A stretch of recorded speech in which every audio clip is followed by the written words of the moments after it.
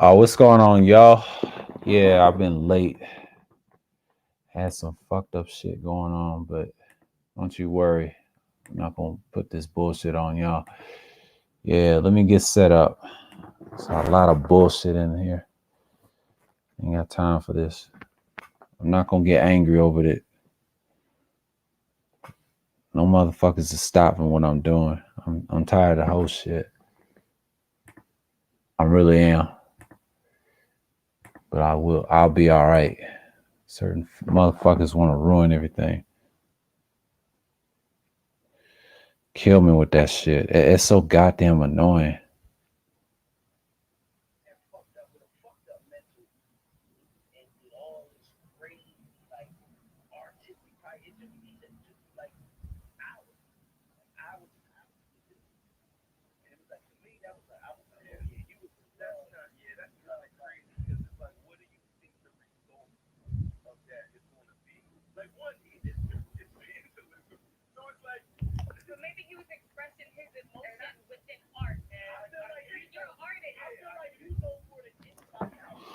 Yeah. Let me talk about the history of Black civilization. We're gonna get into Egypt 4. We're gonna talk about this real quick because there's a thing that I gotta show y'all. Because you got people just want to fuck up my time and shit, but that's okay. Yeah, we're a little behind schedule. I'm gonna read them off to you. I'm not gonna read very long. I'm just gonna skim through Egypt and do Sumer for some hours because you got dudes that just don't want to act right. I mean, shouts out to Rashawn. He had a good live stream. Don't get me wrong. But yeah, man. I had to see what's what. So let me get this streamer on the way. I had to clean up the kitchen and someone left a fucking mess, so I had to clean it up. So let me get back on. Okay, let's just part two of the Black civilization. Let's get into it. When last left Egypt, 12th dynasty, which was the period of the great prosperity, was ended. Didn't last long by the time of Neferu Sobek. She was the eighth ruler of the 12th dynasty, 1763, 1759 BCE. It was over. The scenario went like this. It seems that Amen Amenhet the fourth, the seventh king of the 12th dynasty, who was probably the son of Amenhet the third, the sixth king, was old when he assumed the throne. Due to his father Amenhet the third's long reign, he had no male hair. I mean male hire. Male hire. So it seems that the family feud broke out, from which Sebek Nufuru, his sister, emerged the winner. But the exact nature of her reign is unknown. However, this would be the second time in the Egyptian history that a woman succeed in establishing herself as king of Upper and Lower Egypt. This was so abnormal situation that is had once again bring disaster. After Sebek Nufuru as the queen of Nitocris of Nitocris of the sixth dynasty, there followed a succession of kings, none whose reigns exceeded 3 years. For whatever cause, the glorious Middle Kingdom had finally broken down. Second intermediate period, there has been a big building boom in Egypt during the 12th dynasty. Many temples were built and much other construction work was done. This created a need for more workers. Many of the workers that answered the call were highly skilled workers of Mesopotamia, and prominent amongst these would be the Amorites. Okay, I'm gonna let y'all read that. Hold on. I'm gonna let y'all read that. I'm gonna go full screen. Yeah, I'm gonna let y'all get the meat of it and the gist. Let's see what's going on in the chat. Yeah. Okay. I'm gonna let y'all go on. Okay, let's read this right here. Okay, the Amorites, who are now out of work. They are known in Egypt as Hyperu, one who sells his service. This word Hyperu will later become Hebrew. Okay, yeah, talking about the Hebrews later became the Israelites. I already know the story. Yeah, the large scale immigration of these foreigners into the Nile during the Middle Kingdom eventually spelled the end of the Middle Kingdom in Egypt. Yeah, you already know what happened there. That story. They had that enslavement, and Egypt didn't last. Yeah, Egypt failed as an empire. They was around, but they failed as a culture. So we already know they were scattered. The Egyptian culture didn't really last long. They didn't die, according to scripture. They just fell off. They just kind of went to the ground. That culture was destroyed. And then other invaders came in and picked them apart. Just like you see in other cultures. Every kingdom has its story. That's just a sidebar. 12th dynasty turned over to be the 13th dynasty. At the same point started the so-called Second Intermediate Period, a period that is still has many problems unsolved and as bears many. The borders do not seem to have changed over for the years to the parallel dynasty 14th. Okay, bear many theories. My fault. Among scholars, the first two kings were the sons of the last male monarch of the former dynasty and Amenhotep IV during the whole dynasty. The residence is what the capital Echy, and a common belief frequently published is that after the half dynasty, their kings were forced to move south. But no evidence confirms this theory. Their authority reached north to the Babasis, and the borders do not seem to have been changed over the years to the parallel dynasty 14 that control over the rest of the delta. Okay, we'll see that. And here's a good look. Ka statue of Hawa Atabria, something like that. It's a female, I think it's a female queen or a male king. We'll see this. Ahmet the fifth, fourth king, 13th dynasty. All these are males, they think, but these are Africans, but we'll see what that is about. Okay, and then the 14th dynasty, 1786 to 1603 BCE. Nessie, we got Nessie. Nessie left documents where he stated that he is the son of the pharaoh, but curiously, he doesn't say who his father was, which possibly indicates that his statement isn't true. One theory advocates that his father might have been an Egyptian civil servant or a military commander who usurped royal rule in the Delta. His throne name of Asek Ramines, great in council, is Re, or some people say Ramines. In the Turian canon, he is listed at the first pharaoh of the dynasty, but a great gap in the papyrus indicates and a row about 5 kings who probably ruled before him.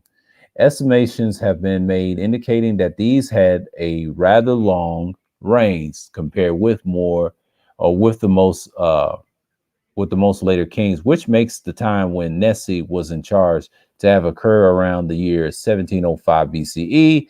Damaged Turian papyrus can't give him more than a half of a year in office. But his name is Nessie, meant Nubian in the Egyptian language, and may indicate his origin and background. Since the soldiers from the south by traditions were a great part of the Egyptian military forces, these dynasties seem to have been getting along quite well. But a very big question is how these entries in the Turian canon should be explained. The number of kings are so many estimations, and to some and the extent the entries in canon points to an average reign of 1.5 years for the first couple of dozen rulers of the 13th dynasty. If this is a historical fact, political situations unusual type must have been present. Possible explanation is that the real power came from the rich and influential classes who gave marionette kings and sacked them when they felt like it. both dynasties, 13 and 14, seem to have this short reign syndrome for most of their duration, and they closed after about 150 years in existence when the Hyksos dynasty began. That's what they call it, the Hyksos dynasty, the Hyksos. Yeah, the Hyksos dynasties began. Yeah, that's a controversial topic right there. The Hyksos. The Hyksos or something like that. The people. Okay. That's another group of people. Then they became Egyptians. Okay. The tomb of Akhenaten, fifth dynasty, the chancellor of Nakhti, the 12th dynasty, right here. This is the fifth dynasty right here. This tomb right here, Egyptians. This is the 12th dynasty of the chancellor. Tararet, 18th dynasty, 1550 BCE. This is what they are in the future. This is their little world. Yeah, Egyptians were uniquely people. Yeah, man. Amazing.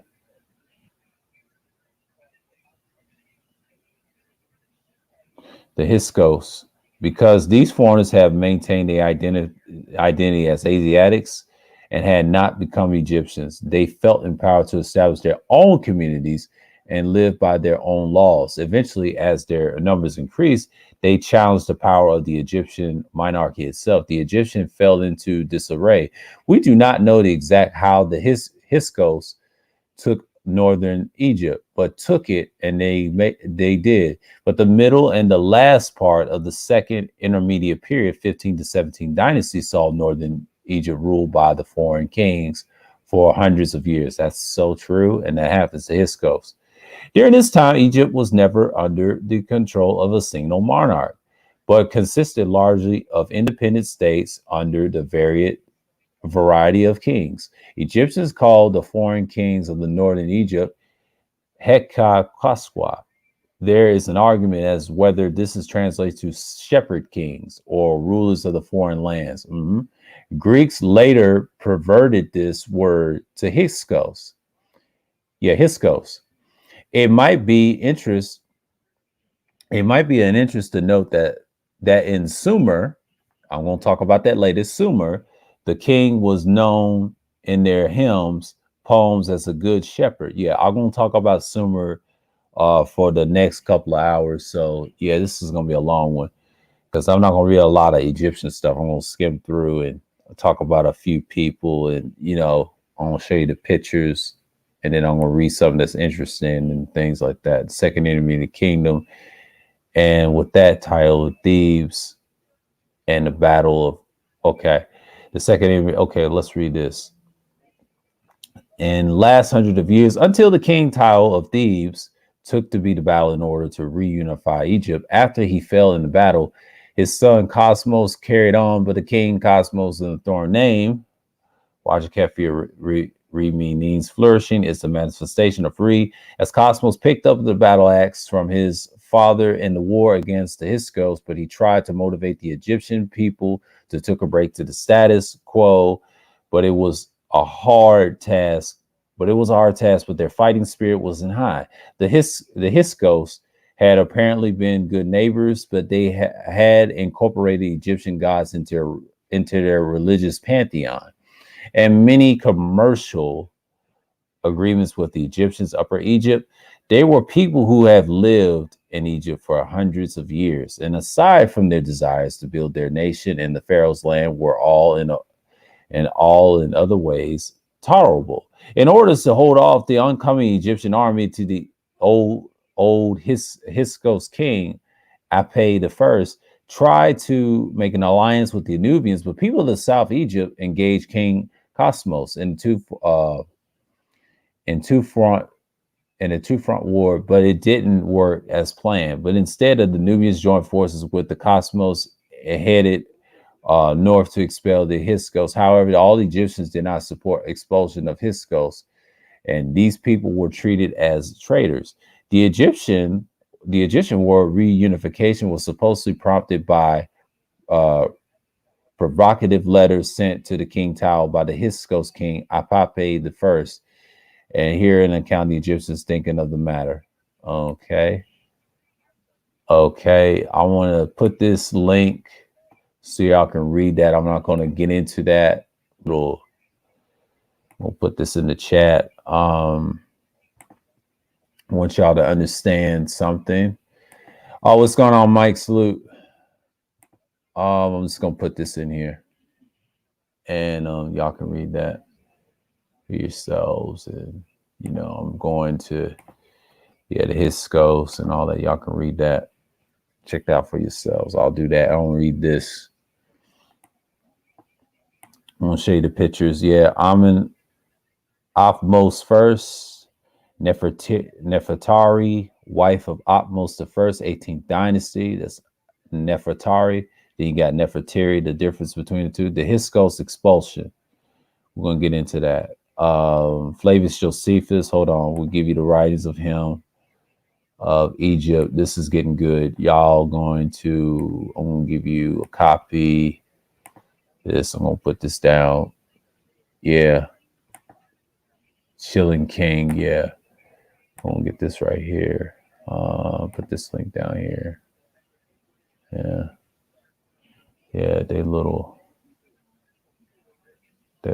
thing. So let me put this in here. I'm gonna get this out of here. I'll put this down. Okay. As the battles raged, the Hyksos were eventually forced to barricade themselves in their city of Avarius. City of Avarius. Here they were besieged, but managed to hold out. But Copmos, not wishing to maintain the protracted siege, offering a compromise whereby if the Hyksos would leave peacefully, they could have taken all of their possessions and received safe conduct out of Egypt. But this the Hyksos accepted, that they gather up all their possessions and all of the Egyptian possessions that they could, and left Egypt. But finally, the Hyksos were expelled. They went into Canaan, biblical Exodus. That's what they try to say. Okay. And subsequently, though, a rebellion by unhappy quarry workers encouraged the Hyksos to return to Egypt. Okay. But here were a quoting of Josephus Flavius from his book Against the Apion, where he is quoting passages concerning the Hyksos from Mentheos, I'll say Abjiptiaca. Yeah, Abjiptiaca. Josephus is a Hebrew trader named Joseph. They call him Josephus, okay, known as Joseph. Talking about the dream, Joseph's dream, named Joseph, who upon going over to the Romans was made general and given the title Josephus Flavius. He subsequently commanded Rome troops and putting down the Hebrew rebellion. Yeah, at the time. Yeah, that's probably a different Joseph. Yeah, not all Hebrews, especially with the wealthy, objected Roman rule. Josephus' writings is generally considered to be self-serving, but since he is quoting Mentheos, well, we will use it. Yeah, that's what they use. That's like a little history. That's a different Joseph. Okay, I don't know if they have a scripture for that. Yeah, that's a whole nother topic. I ain't gonna get into that. I think I did views of that. Okay. Those sent to the works of the quarries lived miserably for a long while. And the king was asked to set apart of the city of Varius, which the Hyksos had left for their habitation and protection. And he granted them their wishes. But when these men have entered it, it found out the suitable for a revolt. But these choose of a ruler from among these priests, Heliopolius, but whose name was Cyprus and Moses. They were swore an oath that they would be obeyed him at all, but in all things. But the first law he gave them were that they should not worship the Egyptian gods, nor should they abstain from any of the scared animals that the Egyptians held in the highest esteem, but could kill them. But that they should not ally themselves to any but those that were of their conspiracy. After such laws and these others contrary to the Egyptian customs, he ordered that many hands at their service to be employed in the building. Walls around the city prepared for a war with the king Ophmos.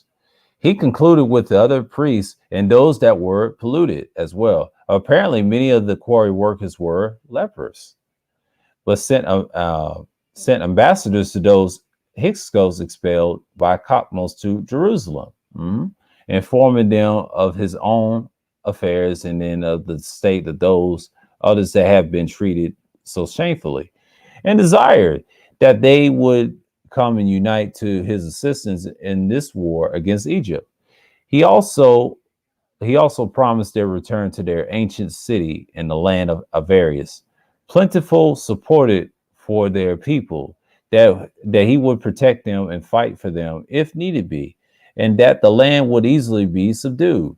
But the Hyksos were delighted with his message and assembled 200,000 men. Shortly, they arrive at Avarius. This account goes on to the tale of the Pharaoh's sojourn to Nubia, his return 13 years later. In any event, by now it was the reign of Cutmos' son, Otmos I. He offered no compromise on his stela. Otmos I proclaims that he chased the Hyksos out of Egypt as far east as of the Euphrates River.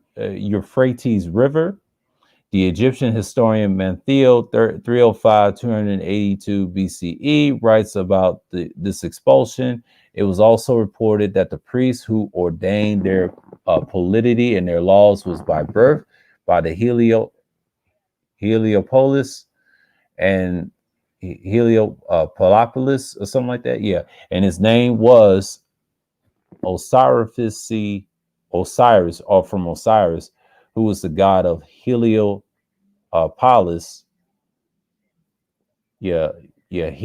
Heliopolis or something like Heliopolis, but that when he was going over to these people, but his name was changed and he was called Moses. Oh, they talking about the book of Exodus and Moses. At the time, I'll say in the scriptures, they should have added, Moses was a slave in Egypt. But the Josephus thing, that don't make any sense, because Moses at the time, that was like Ramesses, but I ain't gonna get into that. That's a whole nother topic. Someone said that on the Kudos panel, but it's really Tutmos the second. That's what I heard. But but Moses is a whole nother story. Egypt, that has never been solved. I mean, it did happen, but I don't know if those stories came aligned with, but that's a whole nother topic. Egypt is they're giving you the base. The scholars giving you the base of Egyptian rule. That's how they tell it. But it's a whole nother story. Cutmos' son, Utmos I, probably became ruler of Egypt around 1550 BCE. He was about the age of 10, but when he became to the throne, he ruled for a period of about 25 years. Wow. It's a long time. The Roman historian Cornelius Tacitus, 56 CE to 118 CE, had thoughts. Let me knock this off 1 minute. That's irrelevant. In the origins of the Hebrews, this context. History book 5 and all that. Crete, Ida. The Jews and the fugitives. Okay. And Moses. I'm not going to get into that. I'm going to skim through that. That's a whole nother. I'll give you this link after I read Amenhotep the first. Here we go. We're going to get to the meat of it. I want to see who's in here. What's going on, Third Ward? Salute. Yeah, man. So we're in here today. Let's see. Amenhotep the first, the son of Otmos the first, Queen Otmos Nefertiti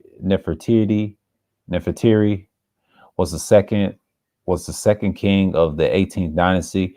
He may have ascended to the throne at relatively young age, for an elder brother had been designed as his heir.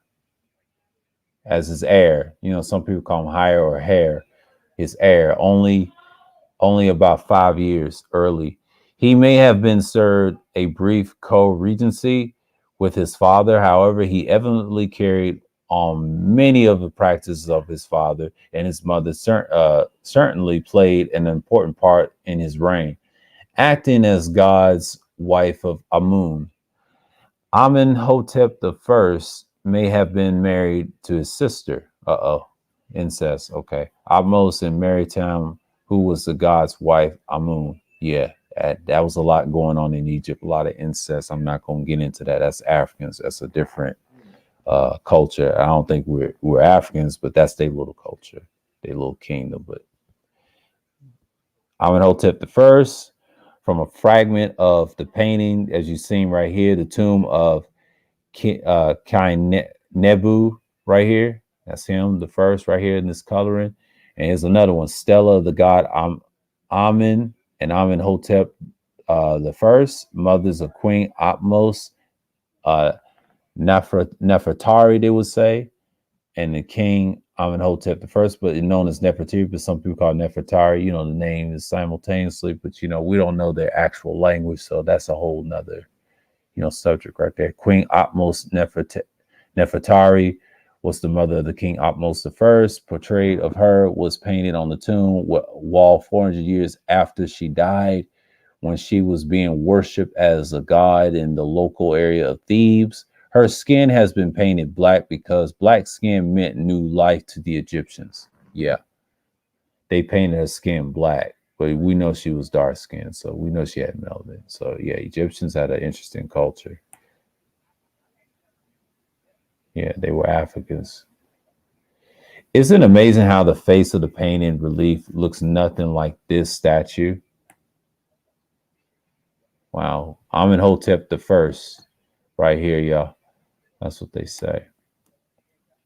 Why is it that if people were changing statues' faces to look a certain way, even statues of the same can look completely different, very strange. But of course, we know that neither the Europeans nor the Turks would ever do anything like that. Tongue firmly in cheek. Yeah. Yeah, you know how they do. They deface people. Okay, Tutmosis the First. Okay, here we go. Another pharaoh, Tutmosis the First, right here. It's Tutmosis the First. I'll let y'all see the proof right here. Tutmosis the First. Let's talk about it. Tutmosis the First, third king of the 18th dynasty, may have been a commoner by birth and a military man by training.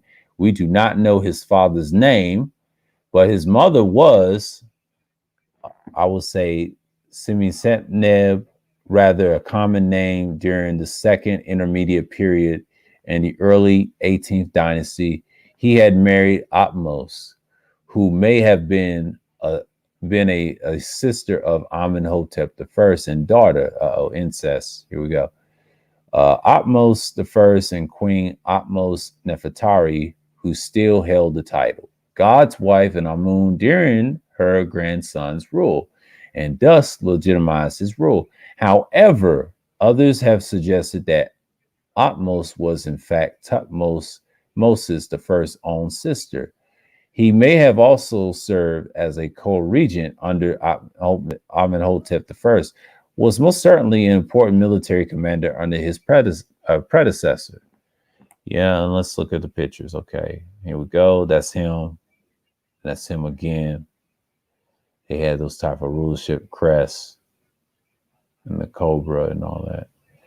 Tutmosis II might never have ruled Egypt, but for the early death of Wajamos and Amenmos, the eldest sons of Tutmosis I, leaving him as their only heir, he became the fourth ruler of Egypt's 18th dynasty. He was apparently the oldest son of Mut-Nefertiti, Mut-Nefertiti, and the minor royal queen of Tutmosis I, who was herself, I would say, was herself and the sister of Tutmosis I's principals, Queen Atmos, in order to strengthen his position and legitimize his rule.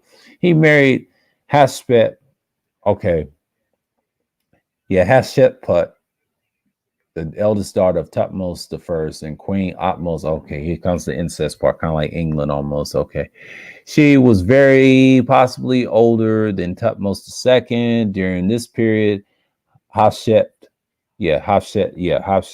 also carried the title God's wife of Amun, In a position she have made, okay, she may have had even before the death of Tutmos the First. Hatshepsut would have been both Tutmos's the second's half sister and cousin. In the light of history, she became a much better known pharaoh than her husband. We believe that Tutmos II had only one son by a harem of girl named Isis or Aset. However, Tutmos III would have waited to rule Egypt. But until after Hatshepsut's death, Tutmos II must have realized that the ambitions of his wife became tempted to foster the ascent of his son to the throne by naming his son as his successor before he died. But upon Tutmos II's death, his son was very young. So Hatshepsut took advantage of the situation by at the first naming herself as a regent, then taking on the full regalia of the pharaoh. He may have also had many as two daughters by Hatshepsut. We are fairly sure one of them was named Neferu, and another possibly daughter named Neferubidi. We know that Tutmos II was physically weak person. Tutmos II was a physically weak person. Many Egyptologists speculate that even during his rule, Hatshepsut may have been the real power behind the throne. We believe that Tutmos II was born of the god Thoth. Okay, born of the god Thoth. Okay, which was his birth name. Ruled for about 14 years before dying in his early 30s. Wow. He died in his early 30s. That's deep. And however, recent scholars wish to have his rules shortened to 3 years. Damn. So he ruled 14 years, but they want to say 3 years because he died in his 30s. That makes sense. This is Tutmosis II.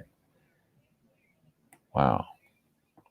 Drawing mummified head of Tutmos II from his book, from the book History of Egypt, Volume 4, Part A of Gaston Camillus Charles Massiprio's 1901. Yeah. These people did a lot of incest in this period because of the different cultures back then. Wow. Hatshepsut, the fifth ruler of the 18th dynasty, was a daughter of Tutmos I, Queen Atmos, as was a common royal families to marry her half brother. So yeah.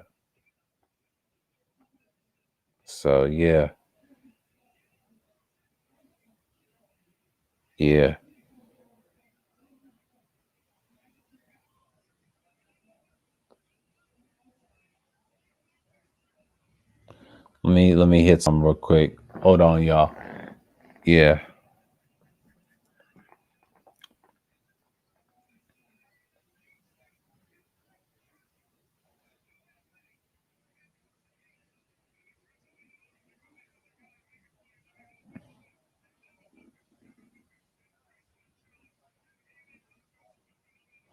But yeah, was the fifth ruler. What I did lead off, royal family. She was married her half brother Tutmos II, who had a son, Tutmos III, by a minor wife. When Tutmos II died in 1479 BCE, his son Tutmos III was appointed heir. However, Hatshepsut was appointed regent due to this boy's young age. They ruled jointly until 1473 BCE, when she declared herself pharaoh, dressed in men's attire. Hatshepsut administrate affairs of this nation with the full support of the high priest of Amun, Hatshepsut Neb, and other officials. When she built her magnificent temple at the Dari el Bahari in Thebes, she made release of her divine birth as the daughter of Amun. Hatshepsut disappeared in 1458 BCE when Tutmos III, wishing to reclaim the throne, led a revolt. Tutmos III had her shrines, statues, and released as mutilated. Oh, wow. It's kind of like Nefertari or Nefertiri disappeared. Damn. Fifth, but Queen 18th dynasty, here she is. I think that's her son, whatever. Man, they did her dirty. Yeah, but that's what you get. You part of that shit. Salmon Mutt. Salmon Mutt was the Grand Vizier or the first minister of the Pharaoh Hatshepsut of Egypt. He was her confidant, and some say lover, perhaps father of Neferu. He was a tutor. He was a tutor to her daughter. And the princess Neferu was her favorite advisor. But he even occupied a space on one of the walls of the pharaoh's mortuary temple. Sebennet and was the son of Ramos and Hatnafir, Hatnafir and humble family from the city of Aramnet.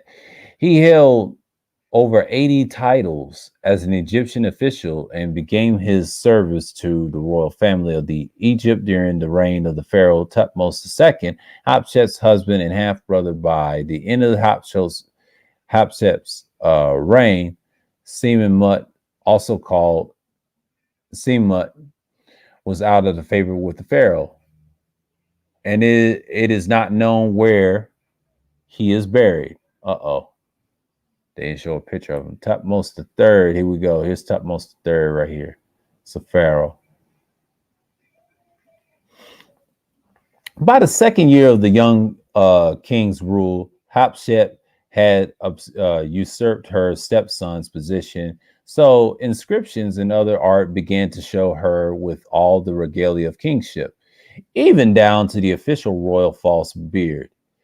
Yet at the same time, she did a little to really diminish Thutmose's rule, dating her own rule by his regnal years and repressing him infrequently upon her moments. It is likely that Thutmose III was lucky to have survived her rule, and though there is some debate on this issue, he obviously stayed well in the background and perhaps even demonstrated some amount of cunning in order to simply keep his life because of the prowess. And then, okay,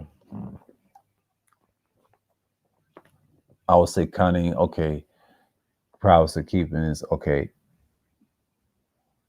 Prowess of he would later demonstrate on the battlefield, but he assumed he probably spent much time Hatshepsut's rule in the military position. To extend, they did rule together.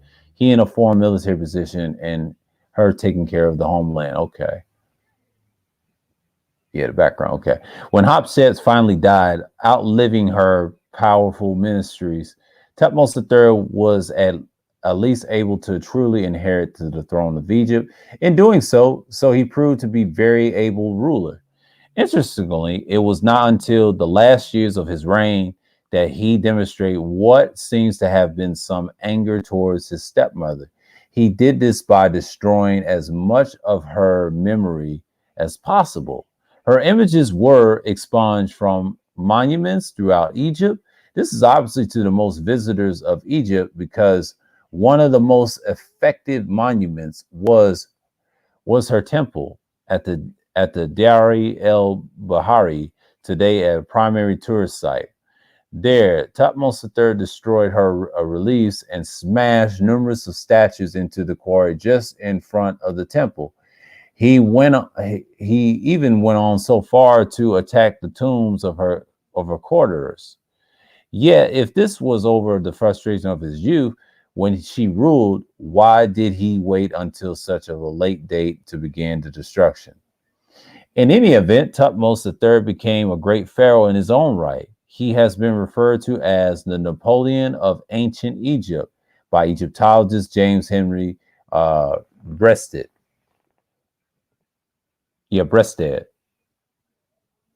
Perhaps Tutmosis III's great reputation is due to the fact that his battles were recorded in great detail by an archivist, royal scribe, and army commander, Antony. But these battles were recorded on the inside walls surrounding the granite and sanctuary of at the Karnak.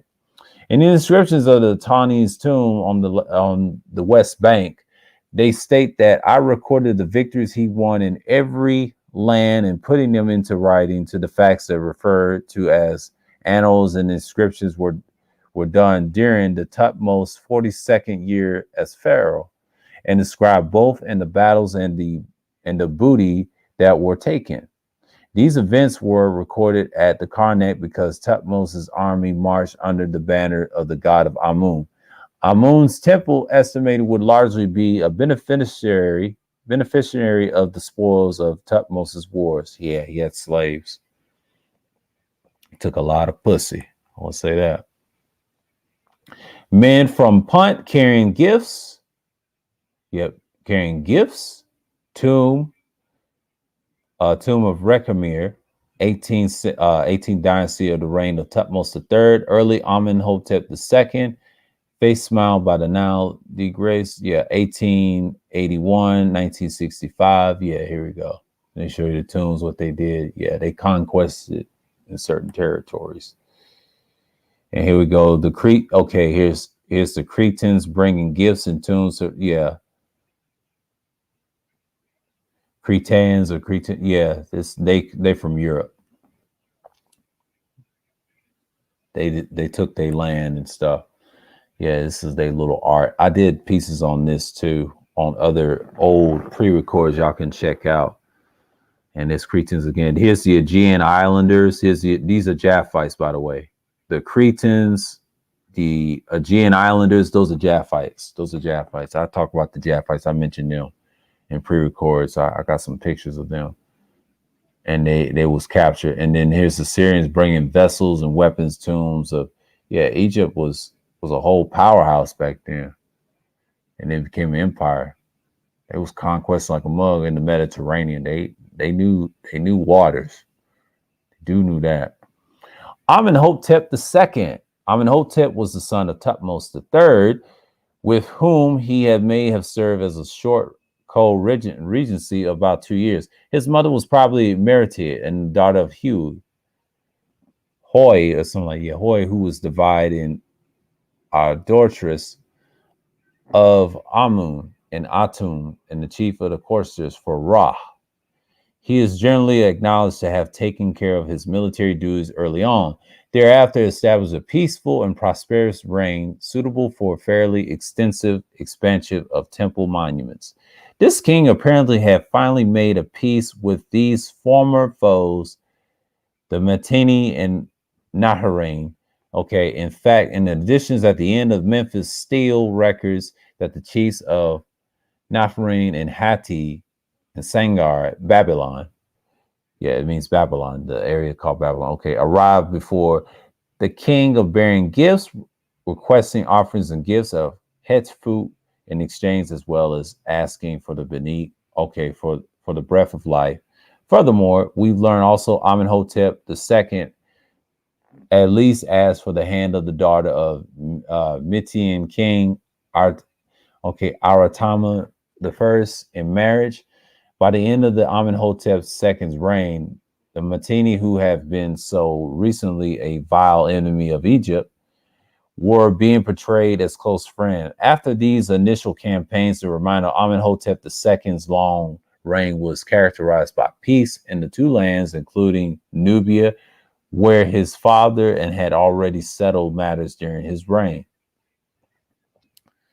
Let's see, during his reign. This allowed Amenhotep to aggressively pursue the building of program that left his mark at nearly all of the major sites where his father had worked. Some of these projects may have been initiated during his co-regency with his father. For at the Almeida in Lower Nubia, which was dedicated to Amun and Ra Horakati or something like that, and both celebrated equally. and Karnak. He participated in his father's elimination of all vestige of his hatred and stepmother of Haset. Yeah. Yeah, that is so true. I know the Tutmosis the third story. Yeah, he was vicious. He was something else. And Amenhotep the second was wild too. These are wild kings back in the day. Tutmosis the fourth. Tutmosis the fourth. Here we go. This is when it gets interesting. Tutmosis the fourth, 1386 BCE, was the eighth pharaoh of the Egypt's 18th dynasty. Tutmosis the fourth is probably the most famous for his dream stele, which can still be found today between the paws of the Great Sphinx at Giza. Facts. That Sphinx that y'all see, that is Tutmosis the fourth, y'all. I just want y'all to know that. The Great Sphinx of Giza, that's him. That's a pharaoh. His name is Tutmosis the fourth. Right? The dreams was imported in the ancient Egypt and were considered to be divine predictions of the future. Tutmosis the fourth dream stele, he tells us that while out on a hunting trip, he fell asleep in the shadow of the Sphinx, or apparently the shadow of the Sphinx head. For the moment, it was apparently during in his sand at the time.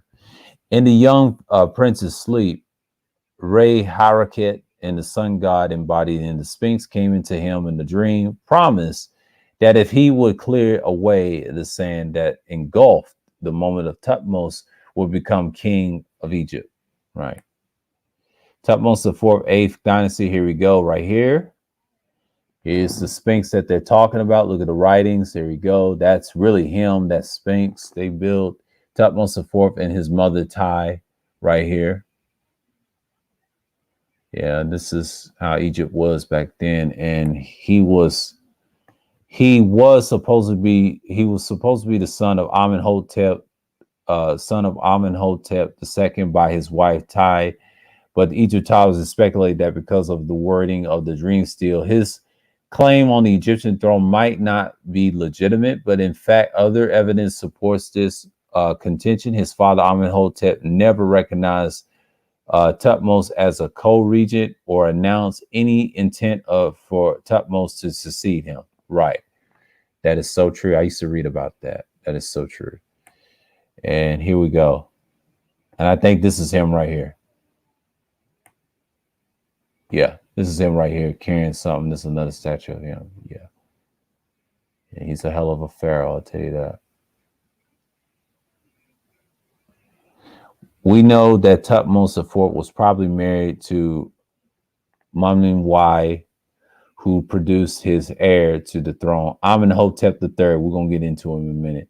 Though he never acknowledged her as either a major or minor queen, it is possible, though now doubted by some, but that she was the daughter of the Median king Atratama, who sent his daughter to the Egyptian court as a part of the diplomatic exchange. Other of his wives included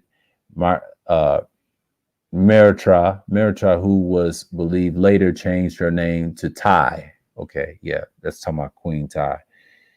Same as his mother's name.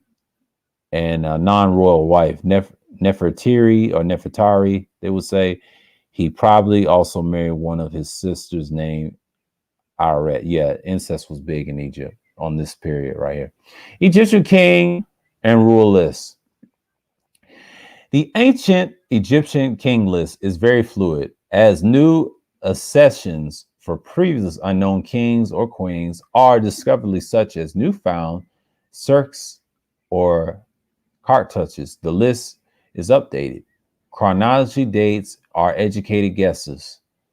Okay. And here's the thing about it. They got the 16th dynasty, and yeah, they got the second intermediate kings, 13th dynasties. Yeah, this goes on and on.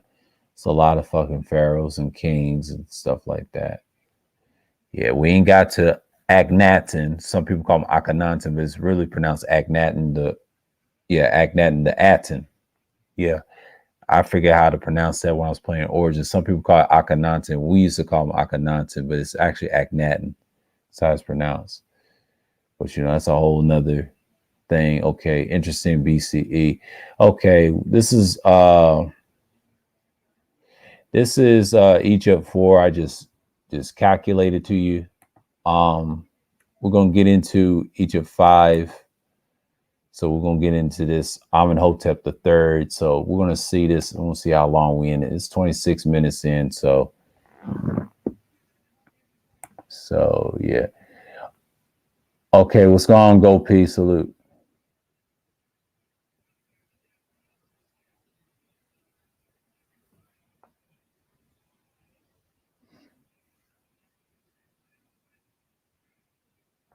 Okay, who is this?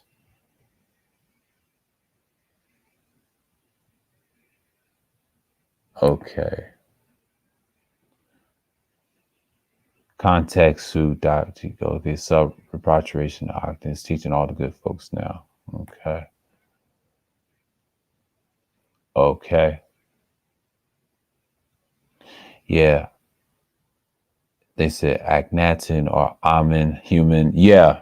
Yeah. Yeah. Yeah. Yeah. We're gonna get into them in a minute. I'm gonna see what's going on in my feed. It's 2 people and all that. Yeah, it's got 6 likes. But we're gonna get into it. We're gonna get into the Black civilization. We'll get into Sumer. We're gonna get into Egypt. I know it's a lot. How many minutes in? How many minutes in? We are in. Oh, it's 51 minutes. Oh, dang, that's a long time. Okay, okay. We're good. We're good. So we got time. I know it's 9 something. It'll be an hour. So we're gonna get this down. We're gonna get all of it down. Okay. When the last we left Egypt, King Khotmos have expelled the Hyksos and ushered in the 18th dynasty, which was another period of a great prosperity. The new kingdom. The new kingdom. Here we go. The new kingdom. It was the pharaoh of Amenhotep III, the 9th king of the 18th dynasty, who ruled Egypt almost 40 years. That Egypt had one of the most prosperous, stable periods. However, the groundwork for this period prosperity have been earlier led by Amenhotep III's grandmother, Tutmosis III, who had earlier conquered Egypt's Canaanite, Nubian, and Libyan neighbors. Yeah, the Canaanites are Hamites, of course. Libyans are Hamites, known as Phut in the scriptures, since I'm Hebrew myself. Egypt, I know that's a Greek name. Some people call it Kemet. Yeah, they got a lot of names, but you know, but it means bondage or bondage people or control or whatever. You know, it's got many names, but the language is so messed up. But that's a whole nother. But the Egyptian people's been mixed up, and different cultures been conquesting. That's what I've noticed in history. I'm starting to think that. Okay, let's his work, additional work. Let's look at his work.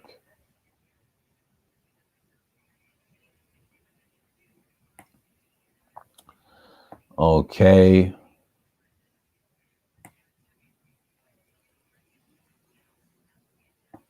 I'm gonna let y'all see his work. We're gonna get in a little something. I'm gonna put it in the live chat. And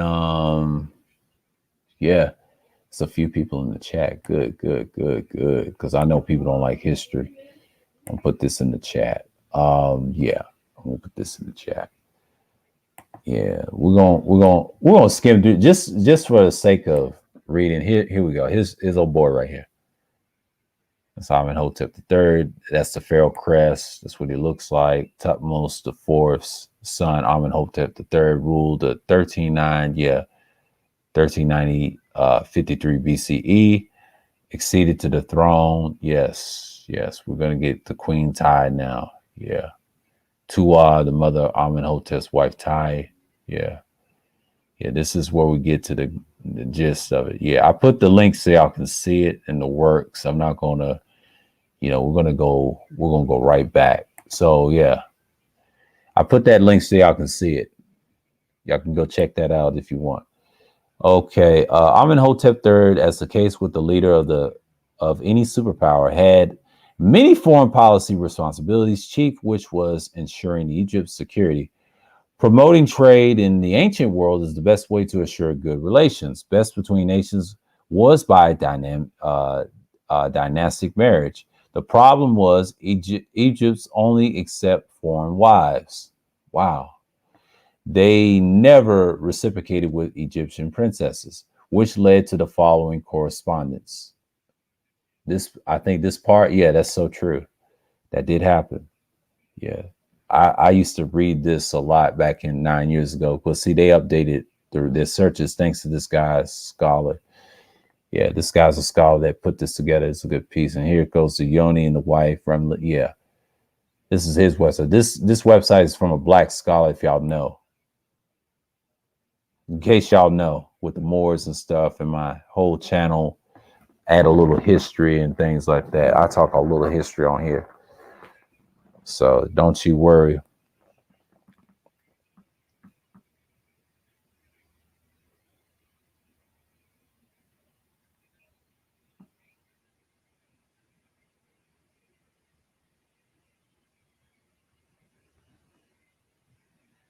Yeah. So yeah, I'm gonna get into it in a minute. I'm just gonna hit it up. And I'm gonna say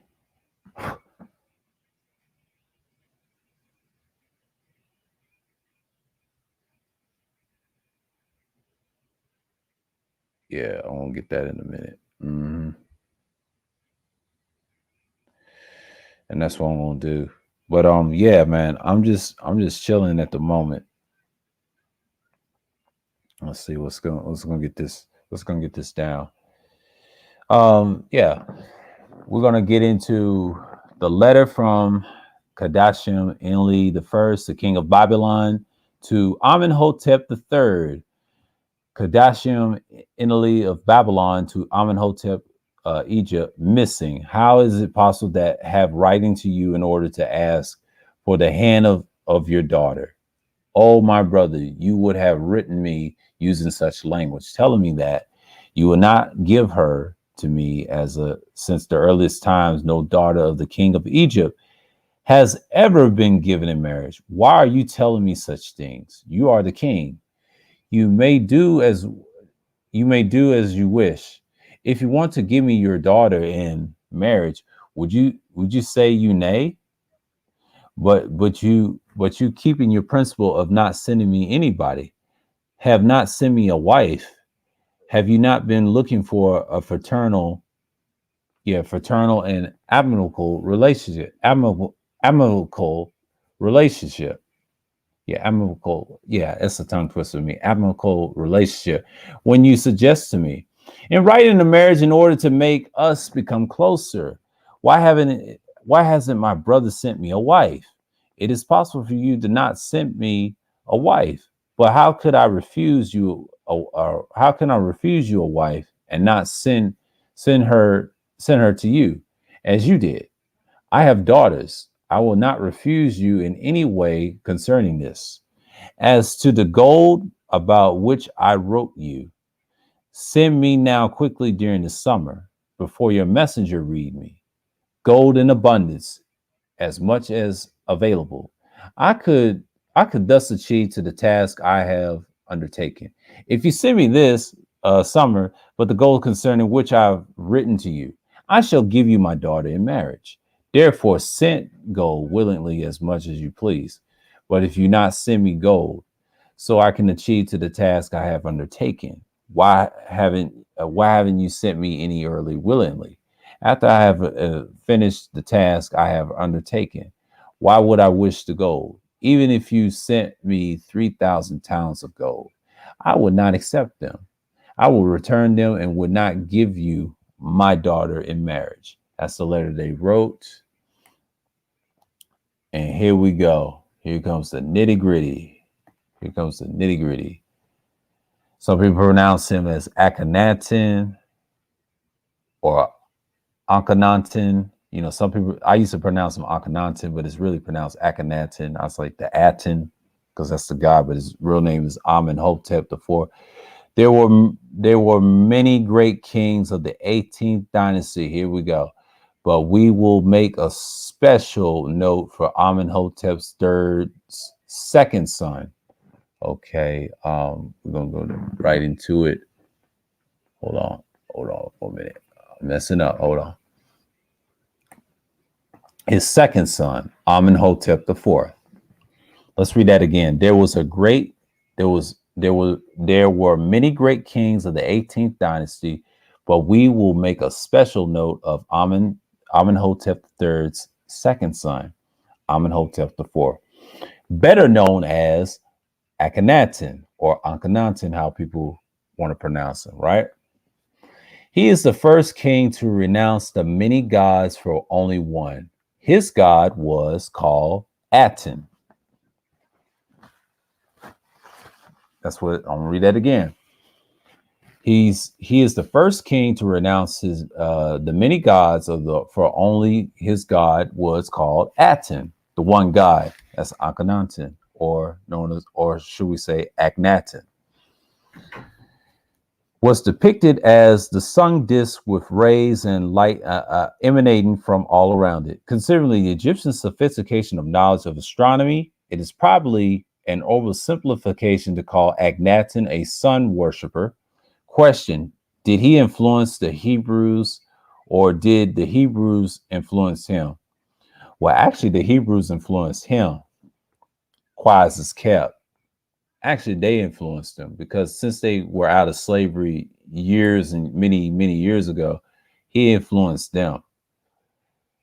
Many cultures influence certain Egyptians. So don't get me started. The culture itself has been hijacked. If you read the actual history, I mentioned in my first video about the world history, the Black history, one of my streams, part 1. This is part 2. Like, yeah, he's a popular king. Natural, unstylized bust of Akhenaten right here. That's what he wore. He did wear this headdress. He's got many. And it's Kai, Akhenaten's second wife. He also had Nefertiti or Nefertari or something like that. It's kind of weird how he's got so many wives. It ain't funny. And here we go right here. Yeah, Nefertiti. Not Nefertari, but this is Nefertiti. Now, Nefertari is the other wives of the kings, but this is Nefertiti right here. That's the one that went missing. I do know that. He had a son named King Tut. I do know that. He's a popular king, but he died badly with malaria. I could say that. And then they also said this king also had Marfan. He's the father of Marfan syndrome. But according to this search I found, they said that's like a rumor. They said that ain't true based off certain studies. I posted links in that recent live stream. If you go back, I was talking about world Black history, talking about this subject right here. And they dispel that. They're still searching why he's a funny shaped type of king. He's uniquely built and all that, but he's a unique king. He is a great king in a way of the one guy. He kind of changed the culture. So yes, a lot of people give him high esteem, but his son gets the most praise. I'll tell you that much. And then his daughters. So below the 3 artifacts, Akhenaten's wife Nefertiti also looking to fool dumb. The dumb N words. Yeah. While people have created a fake Nefertiti just to see if we can tell which real and which is the white man's fake. You can tell the tongue firmly in the cheek. They throwing shots. They throwing shots. The scholars throwing shots. They trying to show you the real and the fake. Okay. Yeah, that's a controversial one with his wife. Yeah, the real one in the fake. Yeah, she disappeared. We don't know what happened. I do know that. The Smithsonian Channel. Talking about his wife, and you can see the picture. Here's the Aten, the sun. They call it, the god of Aten. Some people call it Aten, but it's actually pronounced Aten. But the two Akhenaten's daughters, yeah. A museum in Berlin. Yeah. Yeah, this is a controversial subject right here with him. But here you go. Here's the king, and that's his wife. Yeah, he was tall. I don't think he was like 7 feet tall. They said, but his dad was tall. He had a unique build. I'll tell you that much. Said to be Akhenaten's Nefertiti, yeah, in Paris. Yeah, but he had many wives in that. Akhenaten's a young man right here. This is a young man, him right here. Here you go, right here. This is before he had that this headdress right here. This is before he had this. This is when he was young. He was unique, out of all of them. This is when he was a young man. And this is when he was what you see in the future. He start wearing these crests instead of that. So you start out like this for a while, and then you start wearing that. Yeah, the headdress and all that. Egyptians was something else, man. Yeah. Oh, here we go. Semenker, upon the death of Akhenaten, his younger brother or son of Sekhmet, became king. He was married to Mauritanian. Yeah. Okay. Married to Aten. Yeah, married to Aten, who was probably his eldest sister, the senior heiress of the senior heiress of the royal bloodline. But she seems to have died early, leaving her sister Anka Hepsaten in this position. It was Anka Hepsnapton who later married somewhat younger King Tut Ankanem. Yep. And so, yeah, and all this stuff. Yeah, picture and in the tomb, which was in the reef of Memphis. Yet that there was been a great controversy on all the facts. Seen that. Yeah, okay. Yeah, I don't have to read much. Y'all know. Y'all get the picture. Y'all get the picture. Here she go right here. And this person right here. And here's King Tut. I'm just gonna call him King Tut. Tut Ankanem. King Tut. Sad how he died. Sad how he died. They think it's a mystery. They think he was killed. Some people say he died from malaria. Most people say it's malaria. I won't stick with it according to this scholar right here, but it's a toss up to me. You just gotta make what you want with it at the point. So yeah, man. Yeah. See what's going on here.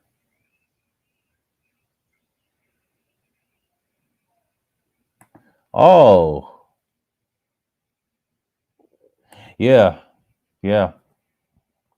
Yeah, he was something else. But his dad was a great king too. They don't get the praise as much. I mean, they're popular in media. They use them as an example for Egypt, but they don't talk about the other kings. I talk about them in part one. So it's nothing for me to talk about this. So I should have talked about this years ago, but I didn't get a chance to.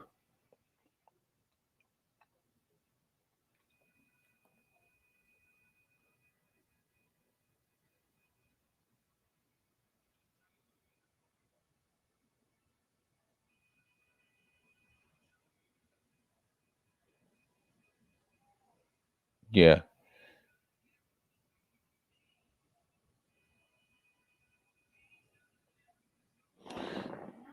Yeah.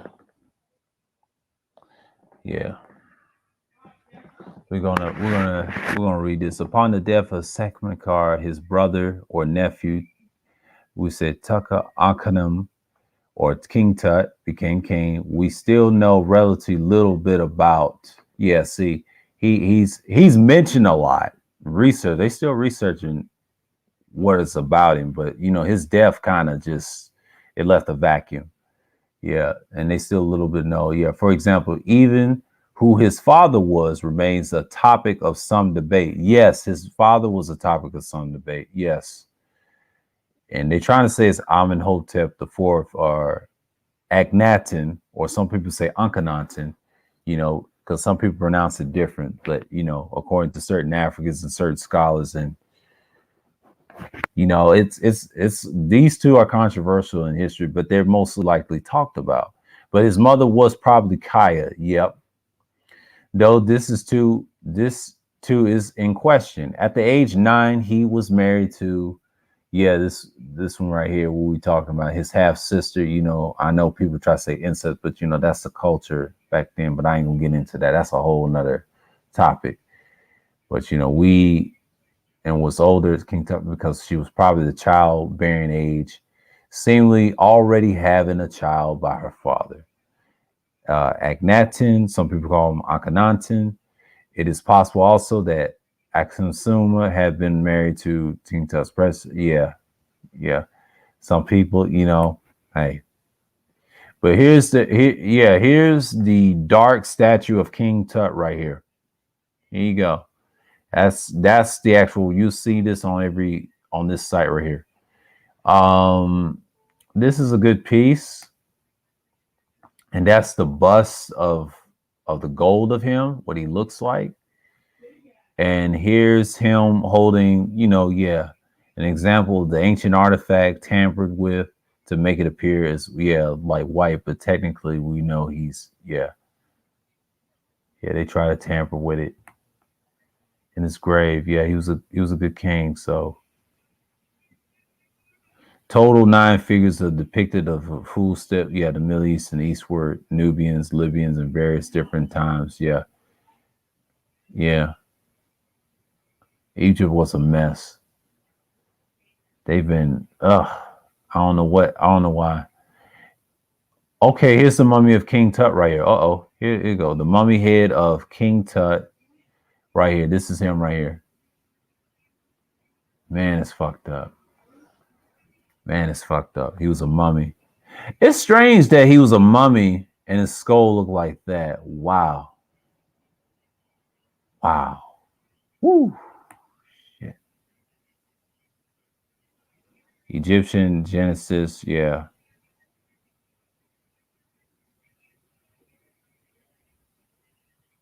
Which is not made public. Yeah.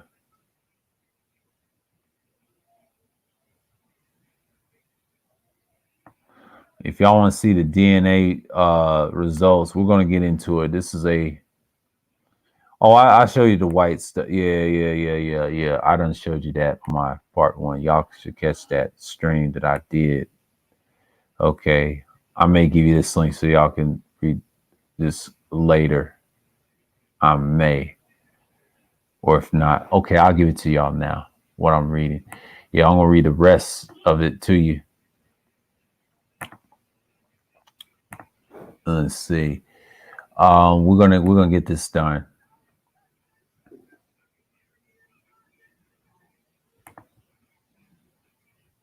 So we're gonna paste this in here, and dang, I messed the link up. Hold on. I messed it up. Remove. What I do here? I didn't give you the meat. Hold on. Let's do this real quick. Copy. Put it in Live Studio, and we're going to do this. And boom.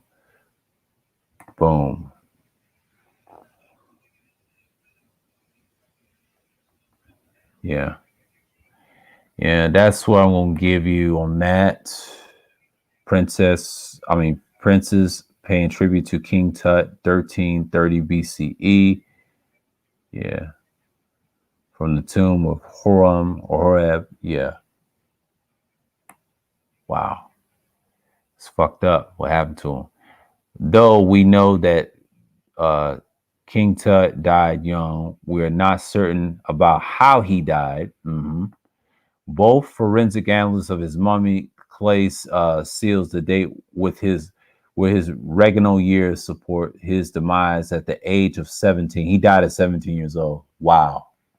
He was a teenage boy, or no later than 18. He was young. He was a young man. He was like he died as a teenager. He was barely a grown man. He was a very young man. It's fucked up.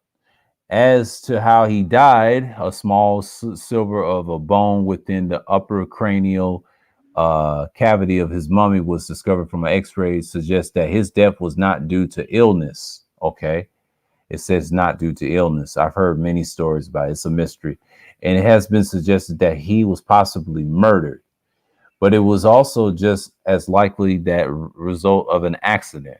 It could have been an accident. Yeah. Yeah. We don't know. It's a mystery. Hey, he could be murdered, by his own. Hey, it's a whole nother. The plaster bust from the workshop from Royal Sculptor of Tutmos. The most known death, murder of Pharaoh King Tut, and subsequently missteps of his widow, Askenum. Askenum created a power vacuum that was filled by and the grandfather and the king council Aya. He's first documented as the master of horses of the court of Akhenaten or Akhenaten, had later rose in the position of vizier, world chancellor. He was originally a military man, like most of the men in power during this period may have been related to Ua and the father of Queen Tai, making him the brother-in-law Amenhotep III. Aya was an old man, at least 70, when he inherited the throne from King Tut. He apparently accomplished this by marrying King Tut's widow. Yep, there seemed to have been considerably intrigue to this marriage. She likely did it against her wishes, as I was her grandfather. Further, it would, they did some weird shit. That's how they get down. But she was not even regarded as dominant wife in paintings in his tombs. And Tai, an older wife, we learned from the Hattian archives that previous to her marriage to Aya and Akhenaten,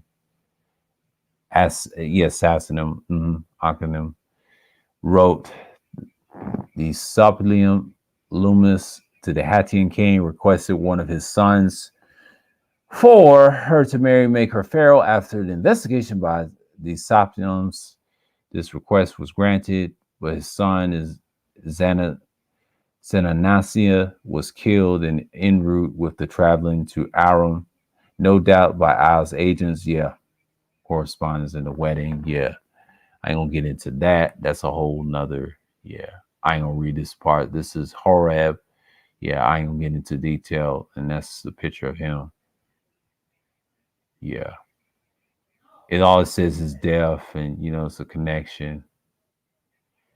It was during the Horeb the first attempts were made to write Aram period out of Egyptian history. He is often credited with reopening, repairing the temples, as well as restoring its priesthood. However, realizing the problems that this powerful priesthood caused for the previous kings, he had a military men whose loyalties could have trusted anointed as priests. In addition to Horeb's efforts, religious restoration and stela on the north face and the 10th of the pylon in Karnak describes the king's desire to remedy the various excesses committed by servants of the state.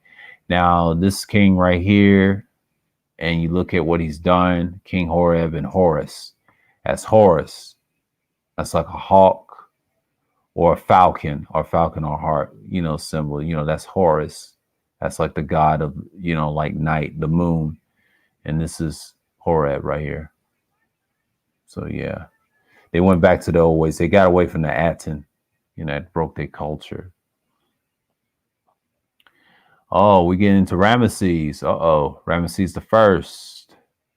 Through these documents, known as the Great Edict of Horem, and he apparently invoked harsh punishments for those found guilty of corruption, abuses, including the unlawful requisitioning of both boats and slaves, the theft of cattle and hides, the illegal taxation of private farmland and fraud, and assessing unlawful taxes, extortion of local officials, organizing the king annual visits, and Abed vested in Horeb's and reigned for 30 years upon his death.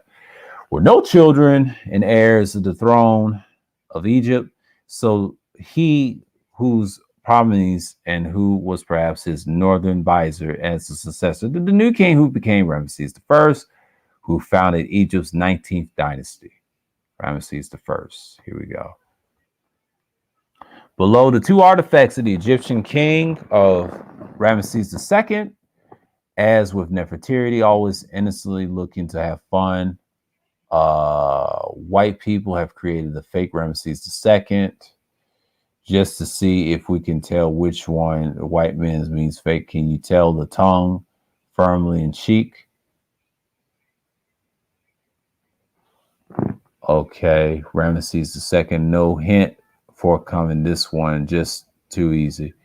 Yeah, this is the real Ramesses right here. And they said this is the fake one, which is kind of obvious. Yeah, this black scholar's going in, y'all. Ramesses II did it, keeping the normal convention of lines. Yeah. Yeah. Ptah. Yeah. By the time Ramesses II died, apparently outlived 12 of his sons. Yeah. Okay, you want to, I'll give y'all a link to him. Y'all can read this in the chat if y'all want, or keep the link, save it, post it, bookmark it, do what you got to do. But yeah, man. What's going on, Tampa? Salute. Salute, brother. Yeah, man. I'm not gonna close this down or anything. I'm just gonna put the links out and keep it a buck. So yeah, 5 in a box. Yeah, man. I'm gonna see what I got here for a minute. Yeah. I'm gonna skim through. I'm not gonna read a lot of Egyptian stuff. I'm just gonna show you pictures. Okay, Seti II was probably the 5th or 6th king of the 19th dynasty. Yeah, this is when we get Seti. Yeah. Seti II Egyptian. Yeah. This is when we get to there. Yeah, Tassert. Okay, Ramesses III. Yeah, Egypt's 20th dynasties. Damn, they got so many damn dynasties. Ain't even fucking funny. Let's look at. Okay, let's look at. Okay, I can read this. Okay. Depending on the treatment we give Amenesis, who have been ruled before, concurrently, or even after him, thought that this is likely less Seti Ptah was the king's birth name, meaning he of the god of Seti, beloved of Ptah. He is also sometimes referred to by his Greek name, Setios II. His throne name was Ursur Kefru, Ru, Septu, and Naru, meaning powerful are the manifestations of Ra, of Re or Ra, or chosen of Ra. Some people are Ru or Re or Ra, or something like that. Yeah. Okay. Gold plastic statue of Seti II offering the goddess Mayat, Seti from the Egyptian Museum of Turin. Here we go. It was not unusual, the ancient king, for that successful long reign, for the king of being the following succession problems. Of course, few kings have a longer, more successful reign than the Ramesses II. And when he died, he left a son who had not, son who was now old in himself. As a new king, this was Ptah, who also currently the father of Seti II. We believe that was usurper named Amenesis probably ruled either before him or concurrently with Seti II. During the early part of his rule, it may have been Amenesis who erased the name of Seti II in his tomb elsewhere, but it was likewise Seti II who probably did likewise to name and images of Nemesis after the taking the complete control of Egypt. We believe that Seti may have only reigned about 6 years, about 1199 until 1193 BCE. But we know that Seti took at least 3 wives, consistent Takahat II, uh, Taseret, Tai, and Taseret apparently was the mother of his oldest son, here named Seti Merenptah, but that child did not live to inherit the throne. Instead, it was Siptah, a younger son, who replaced the king, though probably only as a child under the Tasseret's regency, even though his mother is considered to have been Queen Tai. In fact, Tasseret appears to have outlived this young king, taking full possession to the throne herself. The full royal titles, much as Hatshepsut have done some 300 years early. And we're going to read about her ass right now.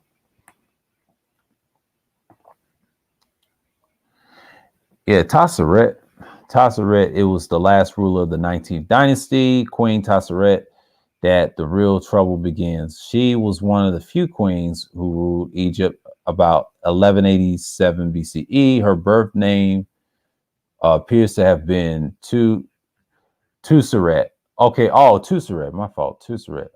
Some people call it Tasseret, Tuseret. Okay, Tuseret.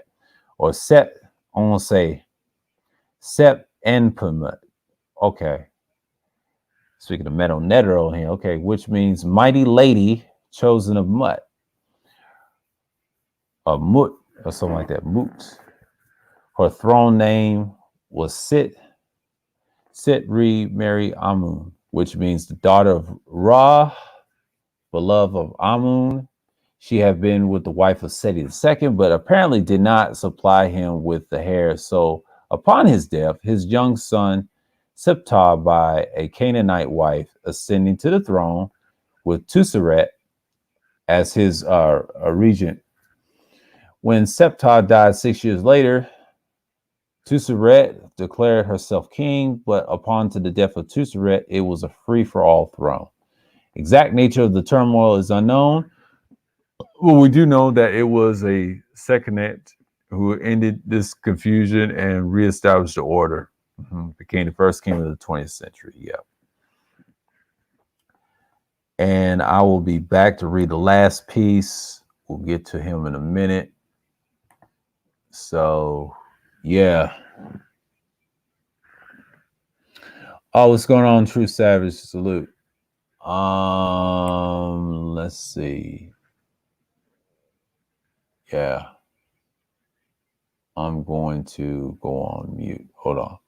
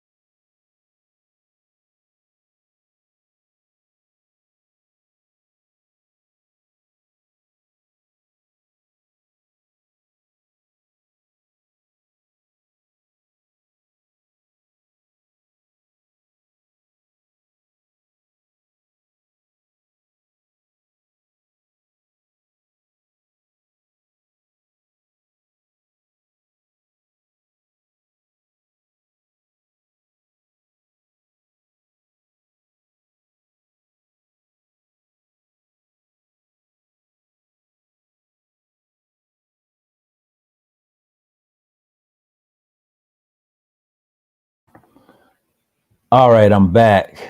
I'm back again. I had to take that little water break.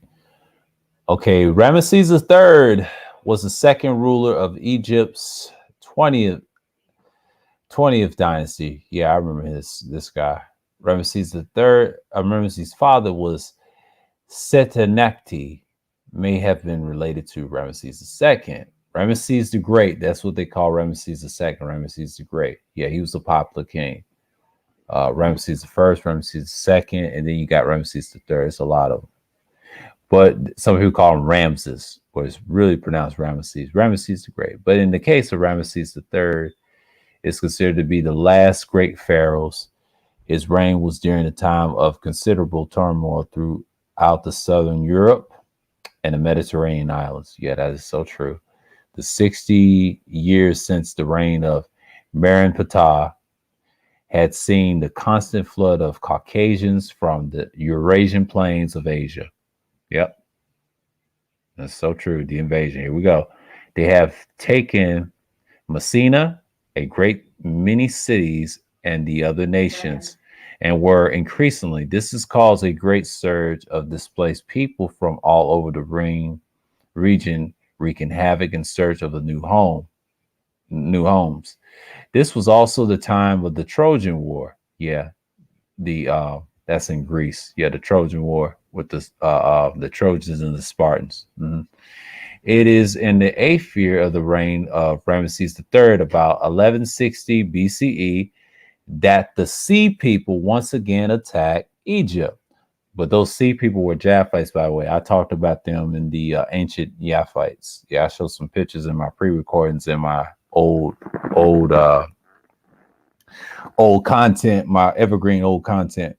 But this time, their group include displaced people from all nations of islands of southern Europe and the Mediterranean. Yeah, I'll talk about that in the part one stream. But here's a picture of Ramesses III, y'all. That's Anubis and the dead and Horus. Interesting, right? Yeah. Let me get this charged up. Invasions of the Sea People. We're gonna get this in a minute. I'm gonna get this thing bad boy charged up so y'all can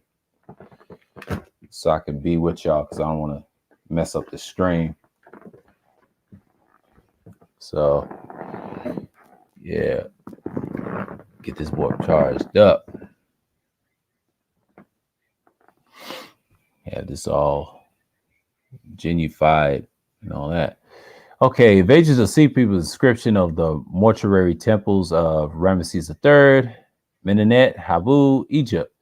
The foreign countries conspired in their lands, and the lands were dislodged and scattered in battles together. No land could stand before their arms, and the lands of the Hittites, Quoti, Carchemish, Asawa, Cyprus were wasted. They set up camp in what is now southern Syria. Yes, southern Syria. That's true. They went to Syria. Some of them went to Syria. Some Japhites went to Syria. Some of them were scattered, and they call them the Sea People. The original Syrians was breeded out by Japhites. So a lot of Syrians, or what you call Assyrians, they were breeded out by Japhites. They were, according to scripture, because I used to read the Bible, they displaced them. So you got a lot of mixed culture, what you say the Mideast and Africa now. But there was no such thing as neither of the two because it was one land. It was all of Asia. So they're connected of each land. You know, it's just territory. This is before the world was a stretch. But that's a whole nother series I can do in the future. But, you know, but they desolated its people and made it land as if it's non-existent, but they bore for more, they bore for before them as they came forward towards Egypt. Yep, defeated Sea People soldiers. Here we go. They defeated them. And the soldier cast, yeah, they came through. They came with a little, you know, they didn't last long. They came with fire prepared at the front, faces towards Egypt, and their main protection was the Pelset. Texture, and Shekelesh. Yep, they went to and lands united. They laid their hands on countries as afar and circuit in earth. Yeah. After having stayed for a time in Anatolia, the Sea People apparently traveled overland to Egypt's border. Sea People had with them their women, children, together with their possessions piled high on ox carts. It is clear that they were looking for a new home.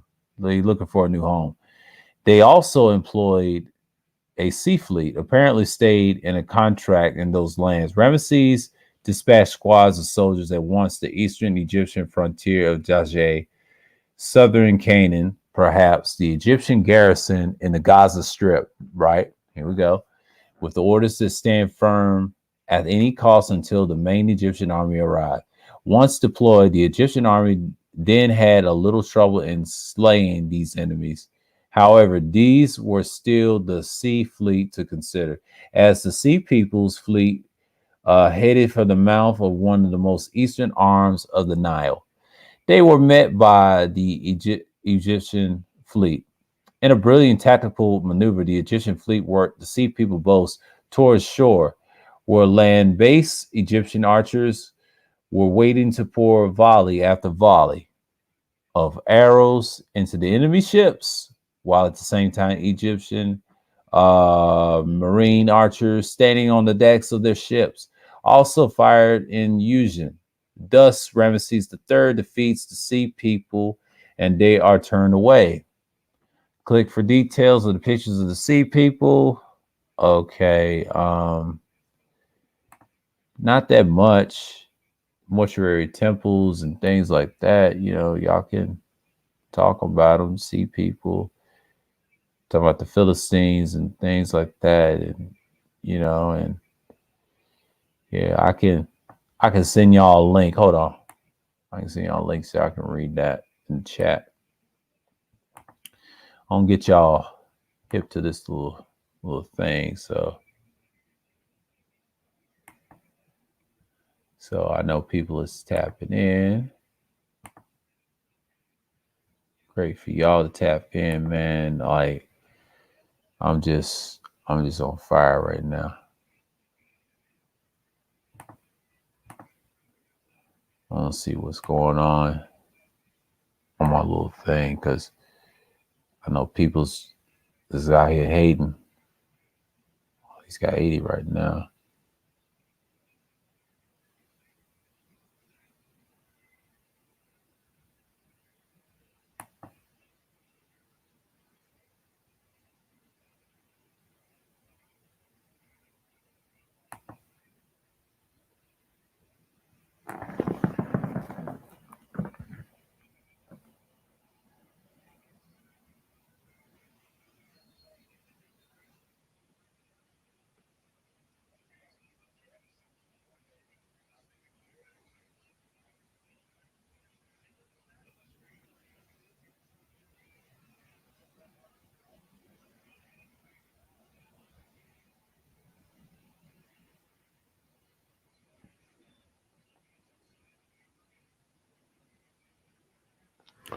Okay.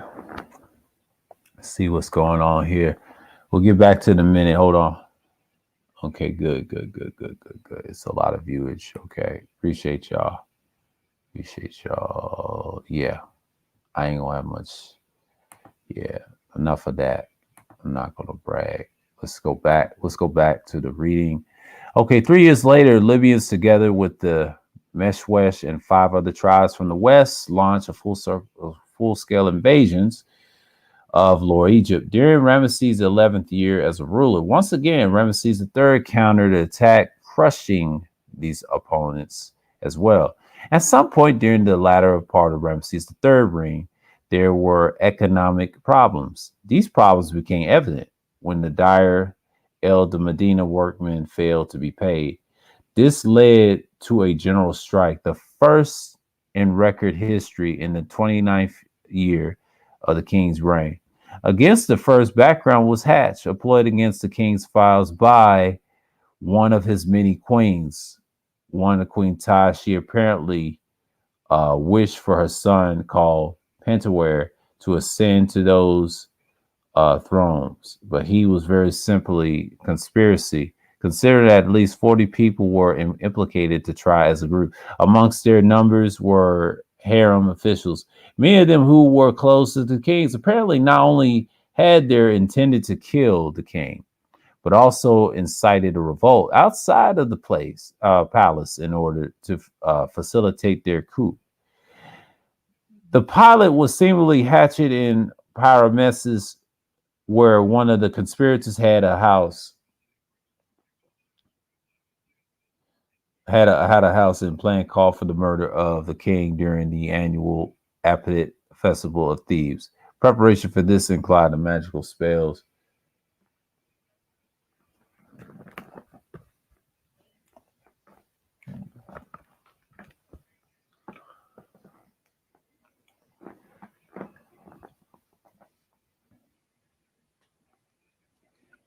Okay, the magical spells. Hold on.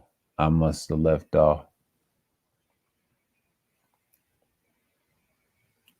Damn, I done left off. Okay, premises, conspiracies, murders of the kingdoms. Obviously, okay, cool. Magical spells, waxes, figurines, which were smuggled into the harem. Okay, the conspiracy is thought to have failed, and the culprits were charged and brought before the court. It consisted of a panel of 14 officials.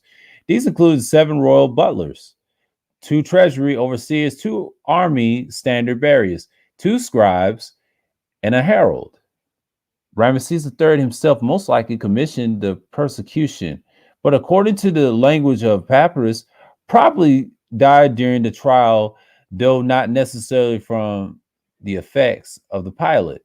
Curiously, this is the court was given the authority to deliver, carry out whether penalty they seem fair, including the death penalty, which is normally only the king would inflict.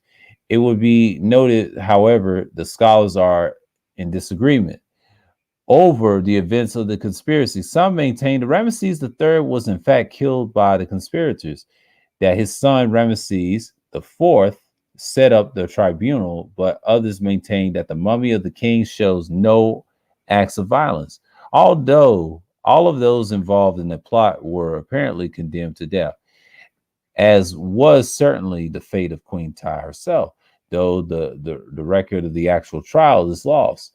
They were apparently 3 different persecutions. To the first consists of 28 people who include the major ringleaders. They were found guilty, almost certainly put to death. In the persecution of the 6 people were condemned, the forced to commit suicide with the court itself.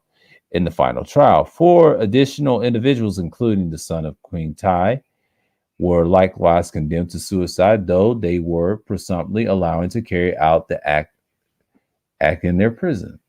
Yeah, they didn't want to go out like that.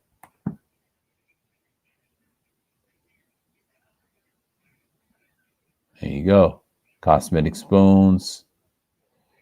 As you can see, instantly, there was also a 4th trial, but this one did not involve the actual conspirators, but instead 3 of the judges and 2 officers.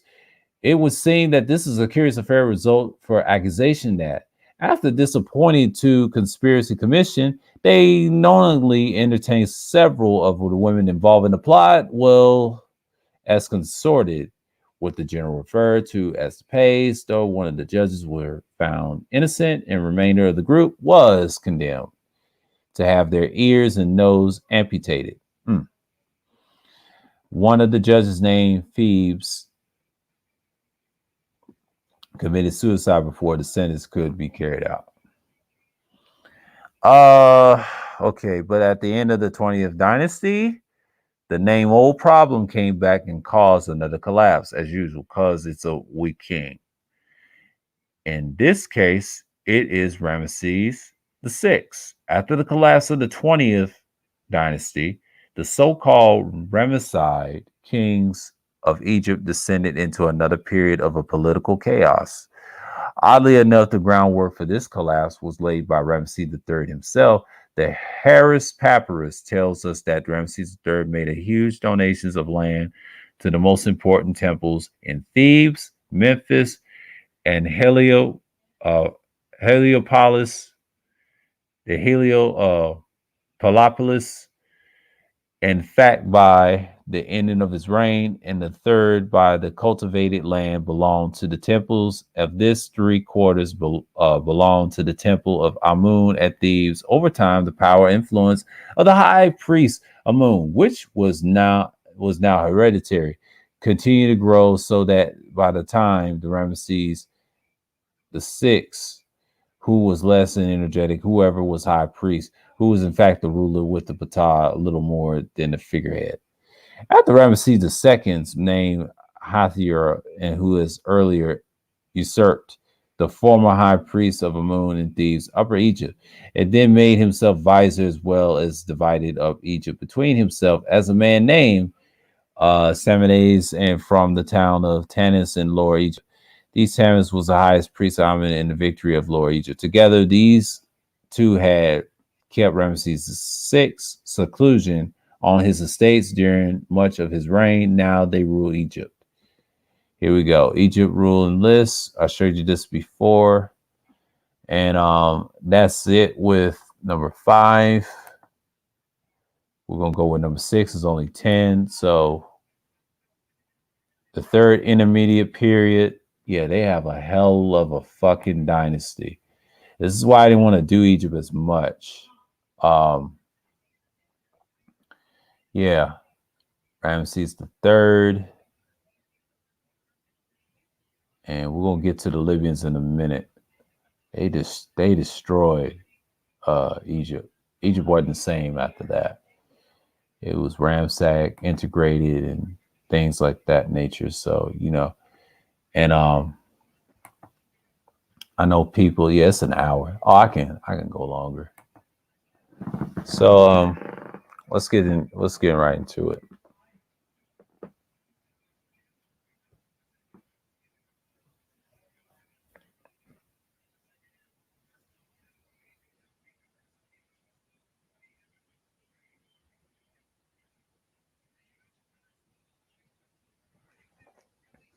So yeah, everything needs to be charged, huh? Because I keep forgetting my phone needs to be charged. I need to be highly charged. I'm tech savvy with the key. Give me a second, folks. I'm gonna get into this part. This may not be an open panel for. I don't think I may get to Sumer. Hold on. Might have to skim through a lot because I'll show you the pictures the rest of the way because this is so long. I'll give y'all links. I may read half. Yeah. This one is number 6. Because I ain't gonna read every one of them. I'm just gonna read one that's interesting and get the meat of it. And stop to see people by the end of the 20th century. Egypt was once more descended in chaos. After Hybra and Semines had split in Egypt, it was now governed from 2 separate capitals, Thebes in the south and the Trials in the north. This begins the third intermediate period for a time. Relations between the two halves of the country were amicable and cooperative. However, before long, Semines Nessabenid and asserted his claim to the throne. Thus begins the 21st dynasty, which appears to be, in truth, a theocratic dynasty of priests, some who were even pious. Yeah, as we can see right now. Sarcophagus of an Egyptian noblewoman. Cairo Museum. Yeah.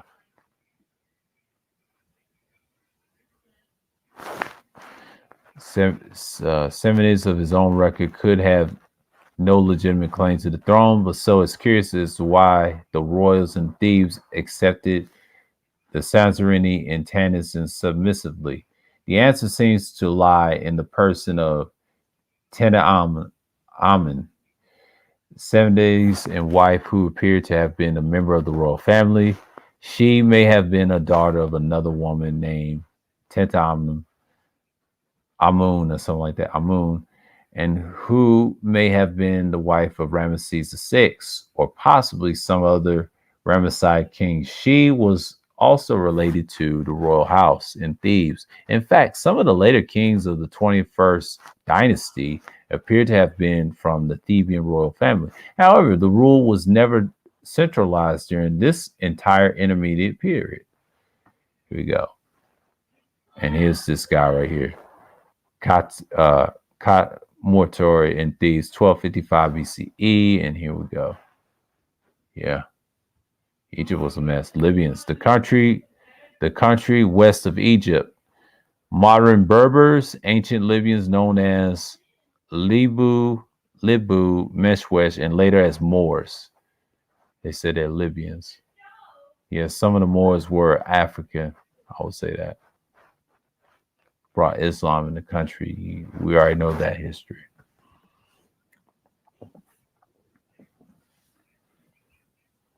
From earlier times, Libyans and other Mediterranean peoples who settled mostly in the Delta, northern Egypt, had constituted a substantial part of the Egyptian army as mercenaries. Yeah, they were mercenaries for the Libyans. They're all Hamites, but that's a different breed of African. They were most likely the descendants of the captured prisoners, or even settlers like the Sheridan, who were probably Sardinians. Yeah, that's the people of Fut, by the way. And they, what you call Libyans today. Libyans and they're the same people. In the Bible, we call them Fut. That's what they are. Later, we was cool with them as the Moors, but that's a whole nother story on that. Greeks, too, were part of the foreign populations. Large number of Greeks, merchants, and mercenaries also settled in the Delta. The Greeks, however, were deterred from the beginning, too powerful by the conflict and confining them to the city of Naucratis. Here, Naucratis. The city of Naucratis, and here the population was exclusively Greek. Naucratis, Greeks built great temples. Naucratis became the forerunner of Alexandria in the terms of Greek influence in Egypt. Alexandria. Alexandria was the capital of Egypt one time. It was Thebes and Memphis, and then it's Cairo now. So you know how that goes. That's a whole nother topic. The Libyans, Libu, and the Meshwesh, titled chiefs of Meshwesh, lords of Babacitis, usually though the Libyan in origin, however, sometimes though to be the Elamite origin, had already several generations before time of Ramesses III immigrated into Egyptian Delta. They apparently had sort of local autonomy in their own heritage. The original Libyans were the people of Fut. They was defeated and by these Elamite Eastern people of Semitic people. That's what you got. But it's kind of hard to tell who's who. They done conquered the northwestern part of Africa. So that's a whole nother story. A lot of people, that's a tricky group of people that I can study, whatever. But Libyans, that's a whole nother world right there. Ancient Libyan, Libu, bronze statue inlaid in gold and silver. Ramesses II. Yeah.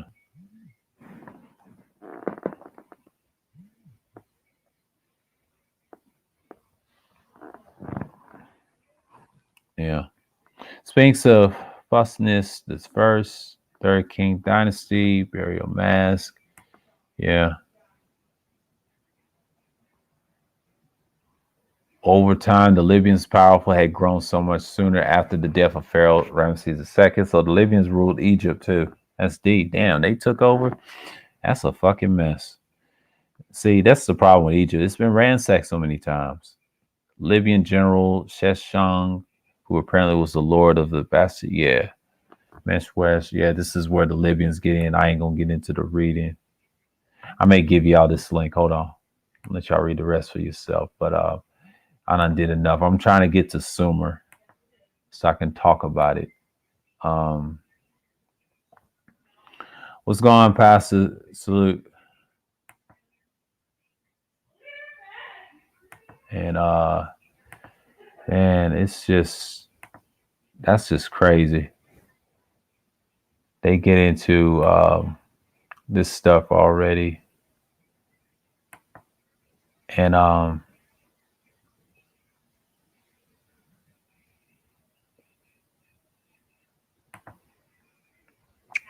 after the death of King Susanes, there were two of his family were more or less extinct. This has opened the door for reign of Libyan kings. They constituted the 22, 23, and 24th dynasties. Yeah, the Libyans ruled the rest of the dynasties, which is a shame because the original Egyptians were scattered out or killed off or whatever, or conquested. The capital cities of these Libyan kings were Bubacitis, Tanisius, Hermopolapolis, Herculaneum, yeah, Thebes, and yeah, all them other places. Leo, I said Leon, the Nopolis, Herculaneum, or something like that. Yeah, they messed that up. I'll never forget reading about that. That's sad, but but they are the African family. I think that's the original Libyans. But the Libyans you see today are mixed up. They've been conquested a lot by Arabs and you know what else. Most notable these Libyan kings were 22nd dynasty, spelled Shoshank, the biblical Shishak and kings. Yep. This is what they was talking about. During his reign, political, yeah. 14. I ain't gonna read the rest. I'm just gonna show you the pictures. But yeah, not much on the Libyans. I gave y'all the link. Okay, the Moors. This is, however, was not at the end of the Libyans.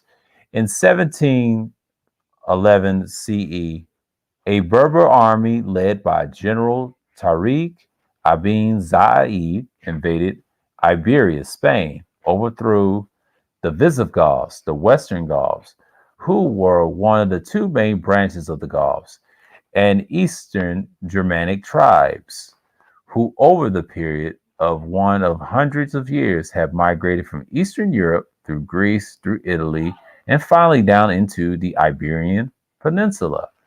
Iberia, Spain, known as Spain now, is known as Iberia at one time. The Berbers, known as the Moors, created a highly advanced civilization, culture famous for its art, architecture, and centers of learning. While having the rule over Spain, the Berbers, who themselves 50 years early have been forced to accept Islam, now forced the inhabitants of Iberia to do the same. But though the number of Moors remained small, Moors 400,000, Arabs and Turks 40,000. They were forcing large numbers of Iberians to convert to Islam, according to Ronald Siegel, author of Islam's Black Slaves. Some 5.6 million of Iberia's 7 million inhabitants were Muslim by 1200 CE, virtually all of them native inhabitants black. But at the beginning, about 900 CE, a small Christian enclave of Visigoths in northwestern Spain named Asturias, Asturias, initiate conflicts between Christians and Muslims. Soon after, the Christian state based in the northwest slowly in fits and starts begin process. Okay. Yeah, we're gonna go over here.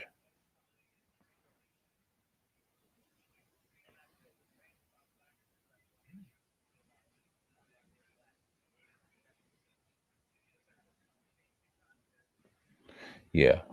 Okay. Right here. Oh shit. I messed up. Hold on. Let me go back. Several centuries, Christians, physical. Okay. Stayed in the north slowly and in fits and began process of expansion and the conquest of Iberia over the next several centuries. The end of the Moors came on January 2nd, 1492. The leader of the last Moor city, Granada, located in southern Spain. Yeah, I got all these wild messages.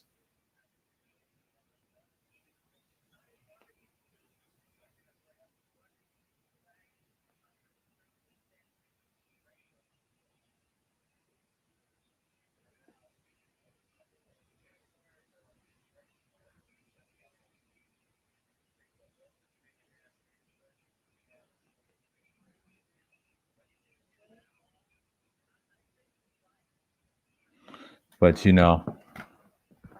yeah, in southern Spain, surrendered armies and recently united Christian Spain after the marriage of Ferdinand II, Aragon, and Isabella I,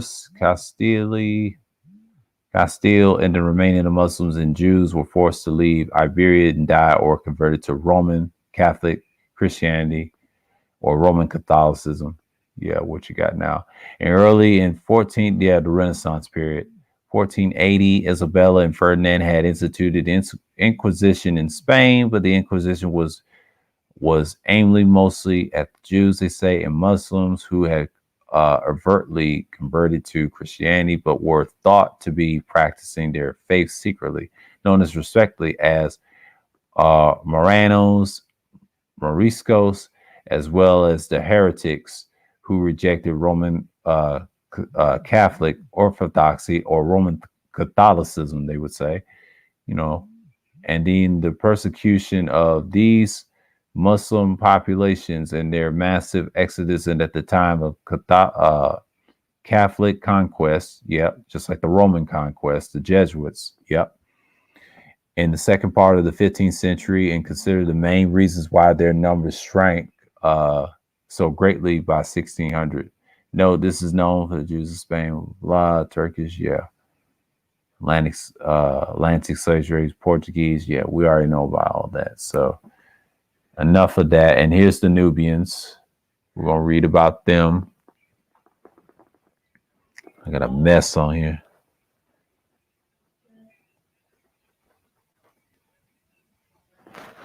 So, from the earliest times, even though the time of the unified Egypt's first pharaoh, Naimar's Egypt's southern neighbor, Nubia, modern Sudan.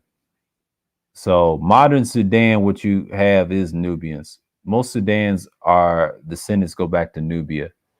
So, most Sudans are really Egyptian. I hate to say that, or Nubians. That's just a name for it. They're actually the Egyptians. They're all one. They're all one people. But it's different sects of them, and Egypt's a mess, racial wise. They're Bantu people, but we'll see. Because I used to get into that. I think this site teaches that too, but I won't pick another subject based off that. But Nubian prisoners, it's showing you right here, and it has also been treated as Egypt's private preserve for conquest, but plunder and looting. But Nubians also rebelled, and always rebellions were put down, and sometimes brutality. Brutality. But this is the best. This is the best attested by the fact that the fortunes of the two countries were always invest. When Egypt was strong, Nubia was weak. When Nubia was strong, Egypt was weak.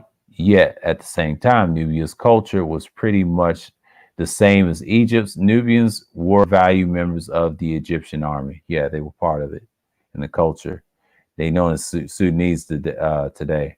Pharaohs had Nubian wives, and Nubians were found amongst Egypt's wealth, and one can only guess at the base for its strange relationship, but surely it was buried in millennia.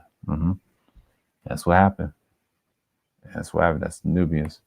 Considering this history, the Hyksos king Apapi I, I just read earlier, could hardly have been blamed for trying from an alliance with the Nubians against Egypt when King Khotmos began his war against the Hyksos. to reunify Egypt, but Nubia refused and instead was Egypt's steadfast ally, providing all that was needed for the successful campaign. Together in Egypt and Nubians expelled the Hyksos from Egypt. Now, thousands of years later, similar situation exists. Northern Egypt is once again the hands of a foreign kings. Once again, Egypt's salvation lies in the hands of Nubia. The history perhaps explain Nubian king and pies and seemingly strong emotion ties with the Egypt, which he obviously considered part of his motherland. Yeah, 11 Dynasty and all this other stuff. Yeah, we ain't gonna get into Nubian archers. There you go, right here. And according to the pie descent, Egypt, North, almost elements. Yeah, we're gonna get into. I gave y'all the link to that. And here we go.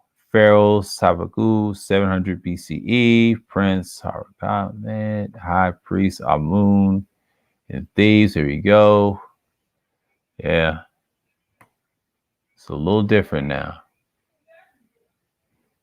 But the end of the Nubian 25th dynasty was brought only by two factors. First, Egyptians had apparently apparently tired of a foreign rule, even if it was Nubian. Second, the full-scale invasion Egypt by the Assyrians by the time of the Nubian king, packing Lower Egypt and the part of the Middle Egypt, had already disintegrated in a number of petty princedoms, which were always ready to side whichever of the two great powers, Nubia and Assyria.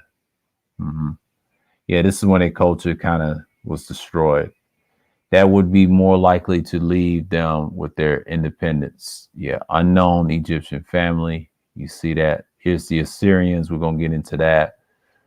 This is good right here.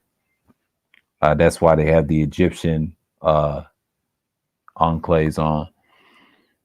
So they're a different breed of people. And later they went to Syria. They were mixed out.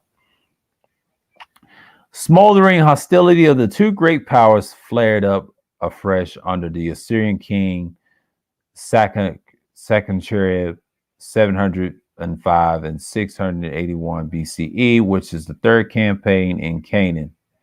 See, the land of Canaan one time was ruled by the Africans at one time, what you call the Canaanites. The Canaanites were Africans. That was a people. The Assyrians was next door, and later they became Syrians. The original Syrians were Assyrians.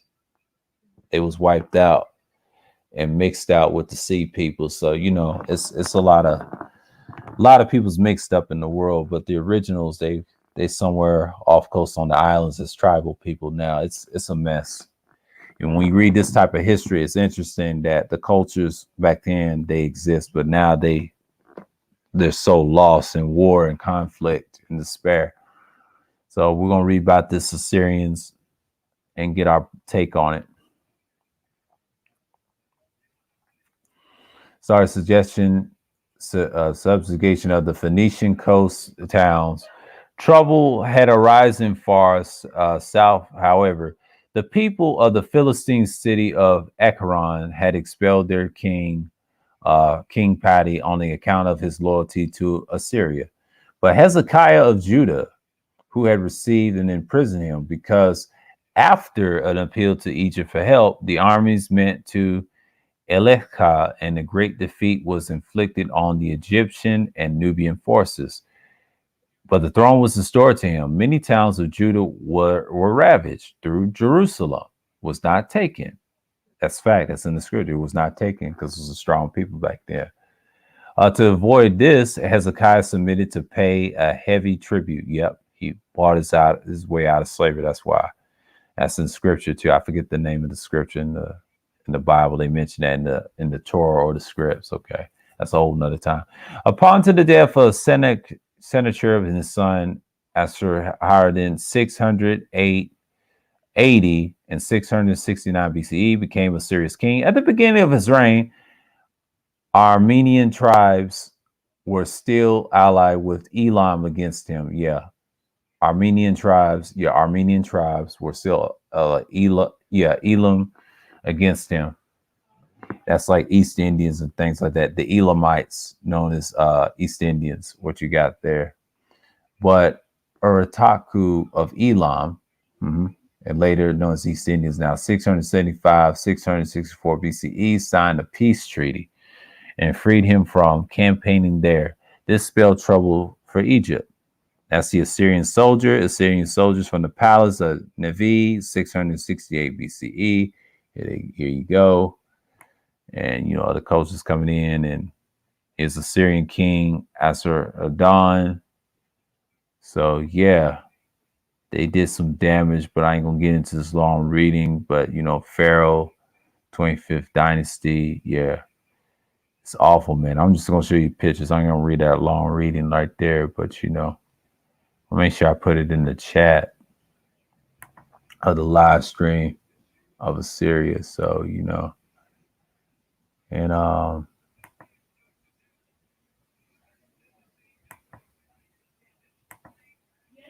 my name is a mod. He's good. Yeah. So we're gonna it's been 2 hours and 11 minutes and 14 seconds. Oh God, it's a lot of streaming. Yeah, I'm showing you a little history. Yeah, depicting the defeat of the Egyptian, defeating defenders and others. Yeah, marched out. Yeah, they got pictures of this for days, man. Syrians relief depicting defeating the Egyptian fort, Nubian prisoners. Oh man, they beat them bad.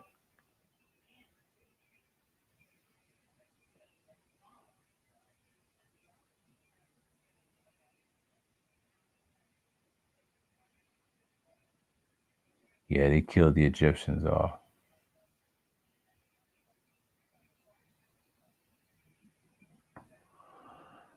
Yep.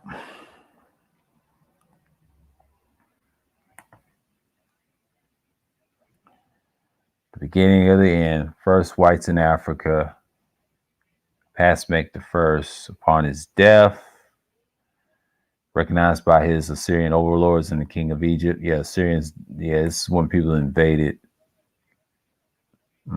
I'll show you the picture. I'm not going to do all this long reading. Y'all know the history of this. And by the way, I'm going to send y'all the link in the chat. Y'all can read it for yourself. I'm just going to go into the pictures because I'm trying to get to Sumer right now.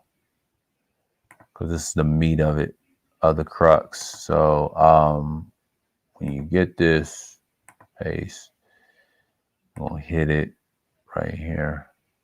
And we're going to get in right into it. Yeah, it's the beginning and the end. We'll say first whites in Africa. Even though those ancient blacks with written language recording everything, there are no Egyptian sources which tell the first black and white encounter in Egypt.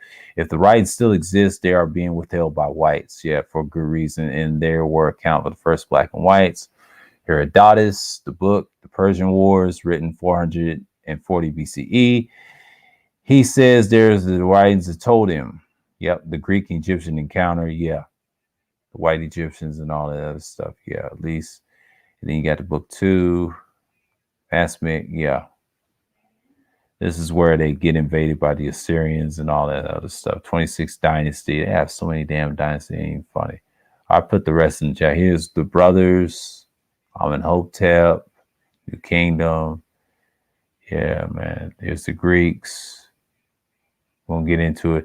There is no known images of the original albino Greeks, 1200 BCE in Greece. As in other areas that Greece invaded, they interbreeded with the local blacks, which is true to great extent, creating a large part a mulatto people. Our first images of the Greek mulattoes comes a few years later after the Persians have conquered Egypt, Anatolia, and a large part of Greece. That's true. The Persians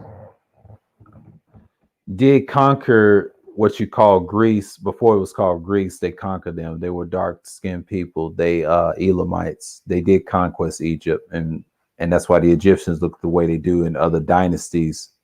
Ptolemy and all that. See, we get into the Ptolemy period. Yeah, man. This is where you get to this part, and that's just part of it. That's a great period, and this is where the mulattoes then came in and changed the culture of Egypt. So Egypt wasn't never the same again after that. The dark cultures of it were spreaded out, like I said. Uh, large part of Greece, but these are from the places of the tomb. Persian King Darius the Great reigned from 500 to 486 BCE. These identifications are speculative based in certain factors, and the complete explanation can be found here. Yeah. So, black and white mulatto in Persia. I'll give you this link right now, see if y'all are confused what I'm talking about. And I'm going to put this in the chat because this is hell of a knowledge I'm just dropping y'all in this website, so y'all can check out later and read and put it in your bookmarks and things like that nature. But yeah, please note most modern Greeks and Anatolians are not descended from these ancient peoples. Like most modern Europeans, they are descended from later arriving Germanics and Slavs and Turks. Circa 200 and 600 CE, as the modern name of Anatolia, Turkey suggests that Turkish blood preeminence there, and as well as North Africa, Mid-Eastern, and Arabia. It's true. That is so true. They were dark-skinned mulatto people, yes, but a little lighter. Syrian, Greek, Libya, Macedonian, Ionian, Anatolia, known as the Ionians, but they call it Anatolia. Carian, Anatolian, same people. They have a Persian background, but they was conquered by the Slavic people later. Ahmose II, Amamesis. Here we go. It was probably the fifth ruler of Egypt, 26th dynasty. Psammetic the third. Yeah. This is when they kind of mixed up and all that stuff. You'd see the faces, unknown Greek. Yeah. Thebes. So, it's not that much here to read, but y'all know the history. We're going to go number 8. We're going to talk about the Persians. I ain't going to read all the pharaohs. I'm just going to briefly read and give y'all the links. So I'm going to give you a link now and just for hold your ever peace. I'm going to give you, because I got to really get to the Sumers, the Sumerians. I mean, that's who I want to talk about. Because I mean, this is a whole site. It's 2 hours in. We're going to knock this out. And I am geared up.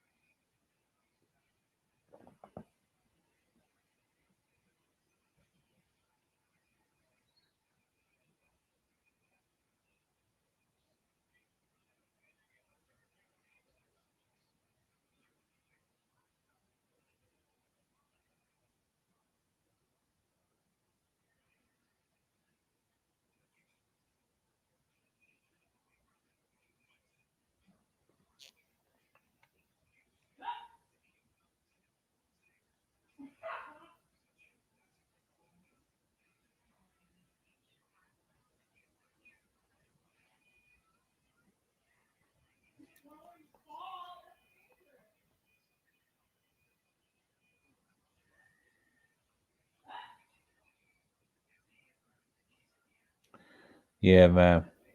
I'm gonna get this in. Okay. I know people's looking at my screen. Yeah. Let's go with the Persians in Cyrus 2. Cyrus the Great. Okay, he got that Egyptian thing crown on his head. This is where they kind of interbreed. Ascending to the Persian throne in 559 BCE, he would be like the others, and sooner or later his eyes would turn westward toward Egypt.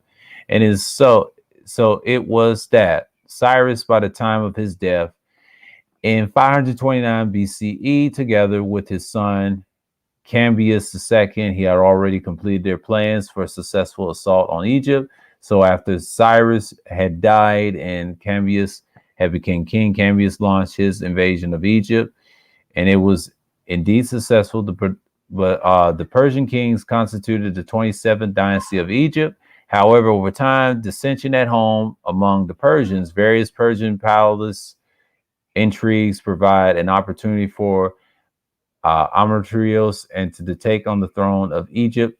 He is believed to have expelled the Persians from the entire country. He was the only ruler in the 28th dynasty, and he is thought to have been a Libyan, as are all the rest. He ruled Egypt says for 6 years. His reign, however, was unstable. He was removed from the throne by Nepherites the first, who stabilized the country. Nepherites the first thus became the first ruler of the 29th dynasty, and Nepherites the first had sent a gift to the Spartans after the allegiance had been entered into with the Sparta against Persia. But the gift was taken by the Persians after the ships from Egypt were captured and they were approached the Rhodes. There was a country called Rhodes once upon a time. Egyptians did not know that the Rhodians had defected to the Persians. The 29th and the 30th dynasties are much the same. Various obscure rulers from various places, but since the marks at the end of the dynastic Egypt, let's hear from its last kings.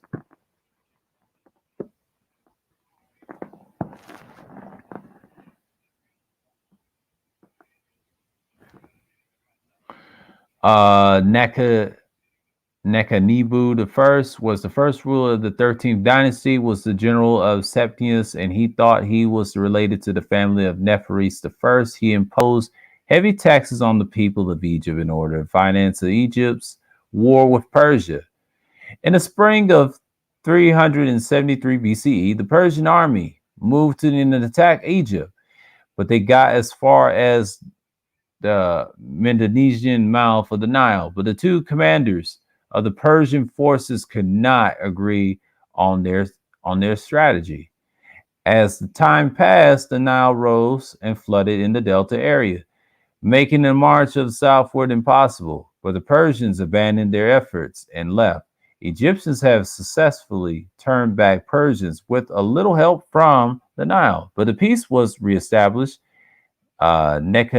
Nekhanibu restored and built many monuments throughout Egypt. Nekhanibu the first. Okay, here we go. And Nekhanibu the second, and you already know Alexandria the Great, and they use typical delusion. This is where they get done. I'm not gonna get into that. Egypt 9. Okay, this is as ongoing work. Ptolemy Greeks. We're gonna read that. So now the Egypt is ruled by Greek kings. Alexander the Great has taken Egypt from the Persians and made it a part of Greek Empire. The arrival of the Greeks brought an unprecedented amount of change in Egypt as they overlay the existing society with that of their own. The Ptolemaic dynasty of the Greeks was successfully ruled Egypt by mingling Hellenic traditions with the legacy of the pharaohs. Greek kings followed an ancient Egyptian tradition of having themselves deified as gods, having temples built, having statues made in their honor. Many statues relieved of funerary objects, which are today in museums around the world, are from this period. There were many Greek kings. Notable among there were Ptolemy I, Soter the First, 323 285 BCE. Upon the death of Alexander the Great in 323 BCE, the throne of Egypt fell to Ptolemy I. He was a veteran soldier, trusted commander who had served Alexander. He started Ptolemaic dynasty, which lasted about 300 years. He ran Egypt like a business, strictly profit.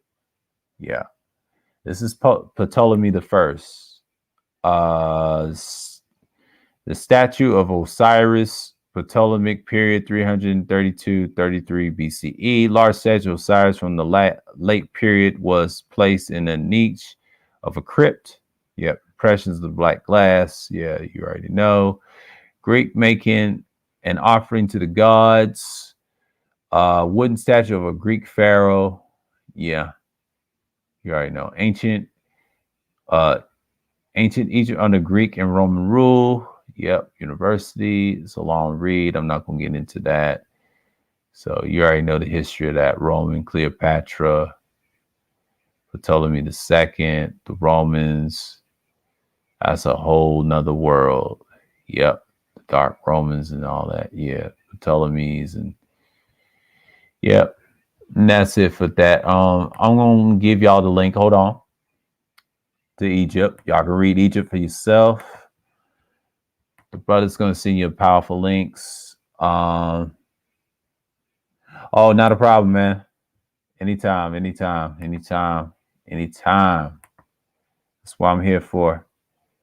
So y'all can read it for yourself. And I should have did a pre-records of this years ago, but I decided to do it on the live stream. So this is some content I'm just pumping out and just put it together in fractions. So I'm gonna get the last work here, and I'm gonna start with Sumer 4 and 5, 6, and 7. I don't know who's who here, so you know. Oh God, I see something. Hold on. Oh shit. Someone kept fucking it up. I didn't want that to happen.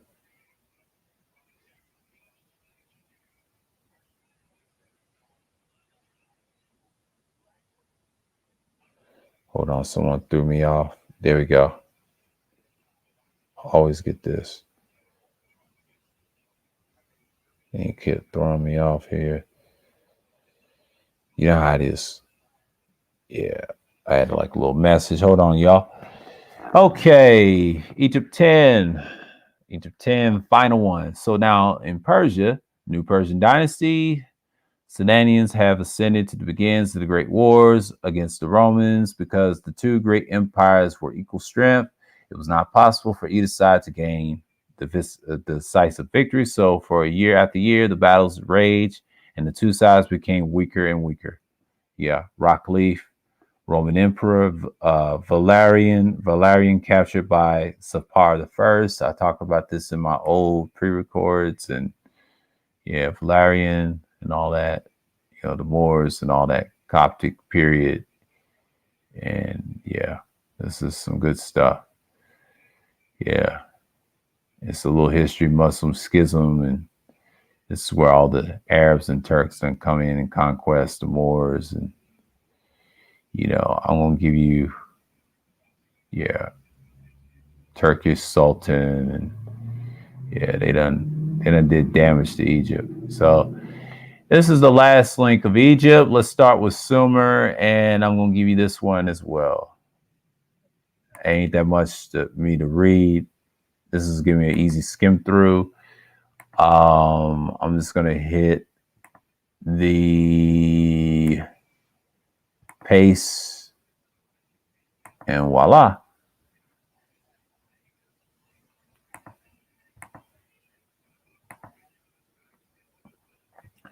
Because I did say Sumer 3. Okay, Gidia, the Gudians, Sumer. Now in Sumer, the Gideons have invaded and are large in charge, but meanwhile, in the neighboring city, the city-state Lagash was somehow unaffected. somehow unaffected. But we're gonna get to this immediately. But the neighboring city somehow unaffected. Gutanum enjoy our over century of complete independence, and Alvin the Annecy Lagash was Gouda, and Gouda was the energetic, benevolent ruler who had the time, the power, and wealth to carry out an extensive program of the temple construction and other and public works and projects. He seems to have been regarded as a great king, but there were many songs written about him and also many statues erected for him. This is an excerpt of the hymn written for him and on occasions and of the goddess of the Nexus temple, and it indicates the missing parts. So yeah, this is right here. So and anyone on drop. Let me drop this link. Copy on paste this link if anyone comes up. I'm not gonna be done and paste, but I'm gonna check the live chat in here. Yeah, I'm gonna pin it just in case. And I'm just gonna see right quick. And it was he rose. It was sleep. He shrudded. It was a dream, accepting Ningristru's words, but he sent to perform scenes on the white kid, but he performed it on the kid in his own omens and fearful natures and intentions, but he's in the wise, realized the warrants, clear as day to the Godia. Yeah. So yeah, I can give y'all the link to this. This is in Iraq, y'all. Modern old Iraq of Sumer. That's in Iraq, if y'all want to know. That's another. I'm gonna give you a piece of that as well. I'm gonna separate it. Got a lot of links to hit y'all with. So yeah, I'm on fire right now. Just in case. So the blue lettering. Yep. I used to do vids on this. Yeah, here we go. As a missing head, no problem making him white. As typical, the albino people have no trouble assigning European albino features to ancient black artifacts. Right. The replica of the life statue of Gudea in the ancient Near Eastern seminar room. More about Gudea. Yeah. I mentioned this in the, I will say, all my pre-records. I have some pictures of it and saved, but damn, I can't get to it. But I'm on Google's a Chromebook, but you know how it is. But Circa 2100 and 2500 BCE, rock relief, Debrain and Gara. Yeah, mountains of Sumer, known as modern day Iraq, people say. Yeah. So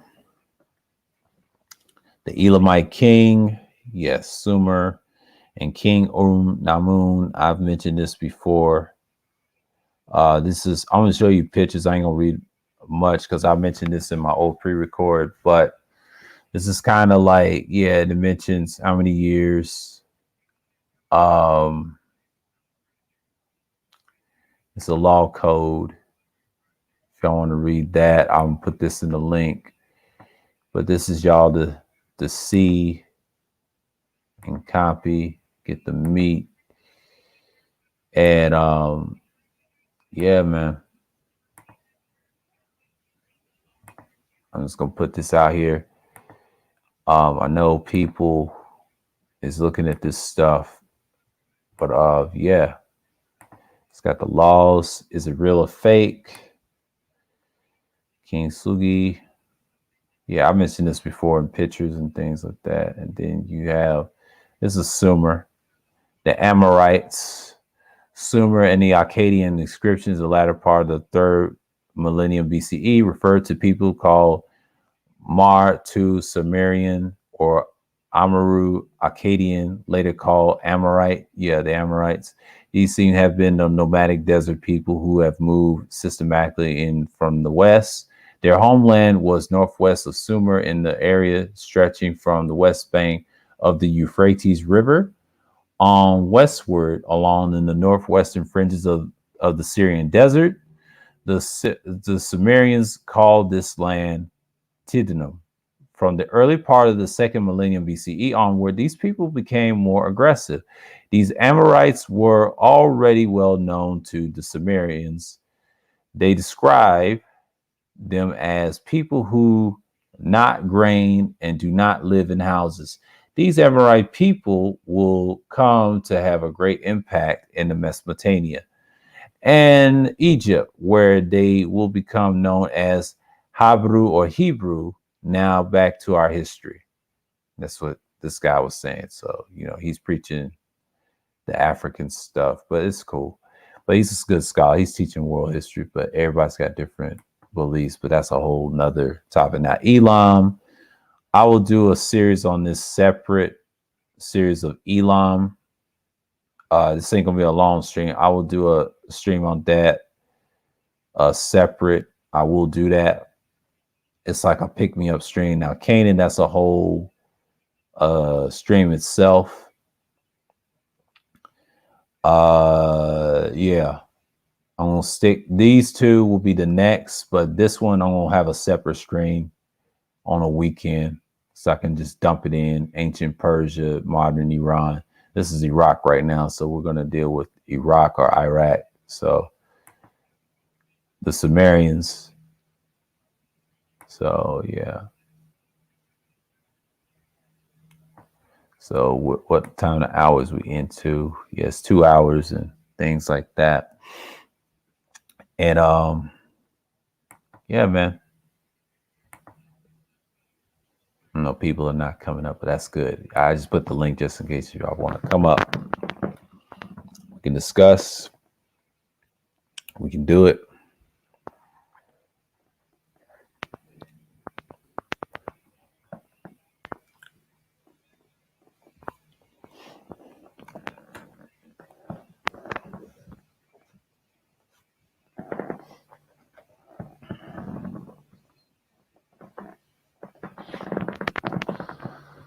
So, the Amorite invasion.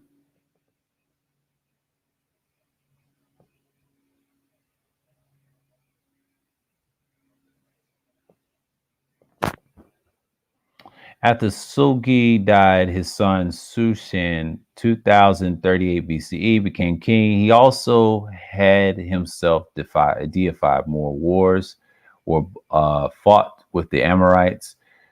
Sushan lost Assyria and erected a huge wall between the Tigris and Euphrates rivers just north of the Babylia to help keep out the Amorites. Keep out the Amorites. The wall of 170 miles long breached to the banks of the rivers. He also campaigned the Zagros Mountains and defeated a coalition of the local tribes there. He had an extensive trade relations with the Indus Valley and elsewhere. Later, he had built the additional walls around the cities of Ur and Nippur to protect against the Amorites. And it was later during the reign of Sin, the fifth ruler of Ur the third, and that raiders from Madu tribes and Amorites finally broke the walls, and this resulted in a widespread panic and general breakdown in communications throughout the empire. Even before that, Sin's situations was insecure and even pathetic at times throughout much of his reign. With the Amorites' attack, the realm began to disintegrate almost immediately, much as the time Sin was later confined in his capital city of Ur. Elamite city of Eshanun broke away in 228 BCE, and the rest of Elam the next year. In the sea, and most of the cities and deserted him. He fended for themselves against the Amorites and were ravaging Sumer. Seeing this, one of Sin's generals, Ishibi-Era, rebelled, was given the rules over in the city of Ishian and in attempts of placate him. Okay, this Amorite invasion. So Sumerian god Bull with the man's head, 2500 BCE. Yep. And the Elamite invasion. These Clamamites promote Elam, which had earlier been invaded by Abiasin to resume hostilities. Came under the attack of both Elam and modern Amorites. Was besieged, taken, utterly destroyed by the invading Elamites and their allies among the Iranian tribes. It is known what is part of the Mardura in the northwest played in the final battles. King Abiansin was led away captive. No more was ever heard of him. Sumerian songs and hymns record in moving fashion the unhappy in Ur. The sample below is taken from the midpoint of the hymn. That's their translation. And here we go. Here's the pictures right here. So yeah, yet again, priest guiding the sacrificial bull fragment fragment of the mural painting from the palace of Zimria Lim Mari, modern Teli Hari, Iraq, 2040 and 1870 BCE at the time. So this is Sumer. So the Hammurabi, that's the people. Larsa. So there's no king, and that's what they look like. And the class Amorite god, Hammurabi. Yeah. So I'm going to give you a link to this. I'm not going to read much of this. This is, I think I did some, it's the code is all ancient man in his first civilization, black researchers. Okay, let's look at this. Yeah. Yeah, I'll give you all this. Oh, yeah. Y'all can read this. Yeah. Let's see. Let's get a copy of the links. Y'all can get this. Yeah. Look at that. Boom. Y'all can read that. Take a swig of that. Let me see.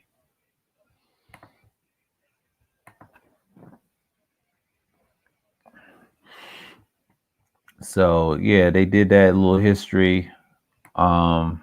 It's a Sumer. So yeah, I showed you the invasion, Sumer 5. Let's go with Sumer 6. I didn't have much time. Egypt took all the hours, y'all. Sumer 6. The Kassites. Earliest Kassites have migrated the northwestern part of Elam, more Indus Valley refugees.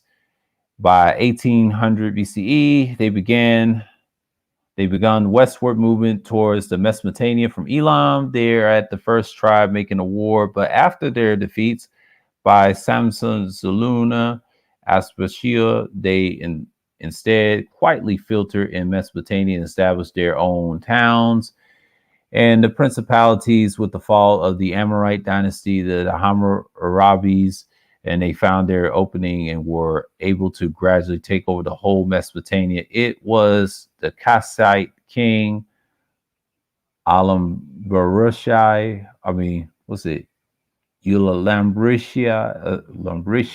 or something like that, who later campaigned in the south and finally defeated the Sumerian princes in the sea land, Chaldea, in 1450 BCE. The Assyrians, okay?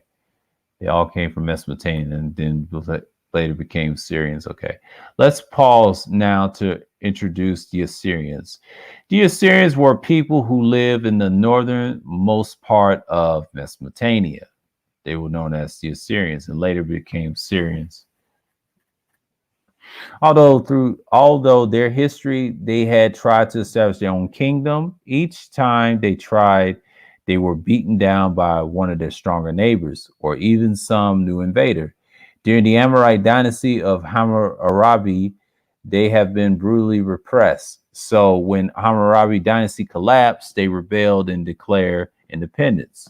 But they didn't stop there. After they finally succeeded in establishing their kingdom, then they went on campaigning of conquest, expansion with cruelty that was untold, the unknowns, the cruelty.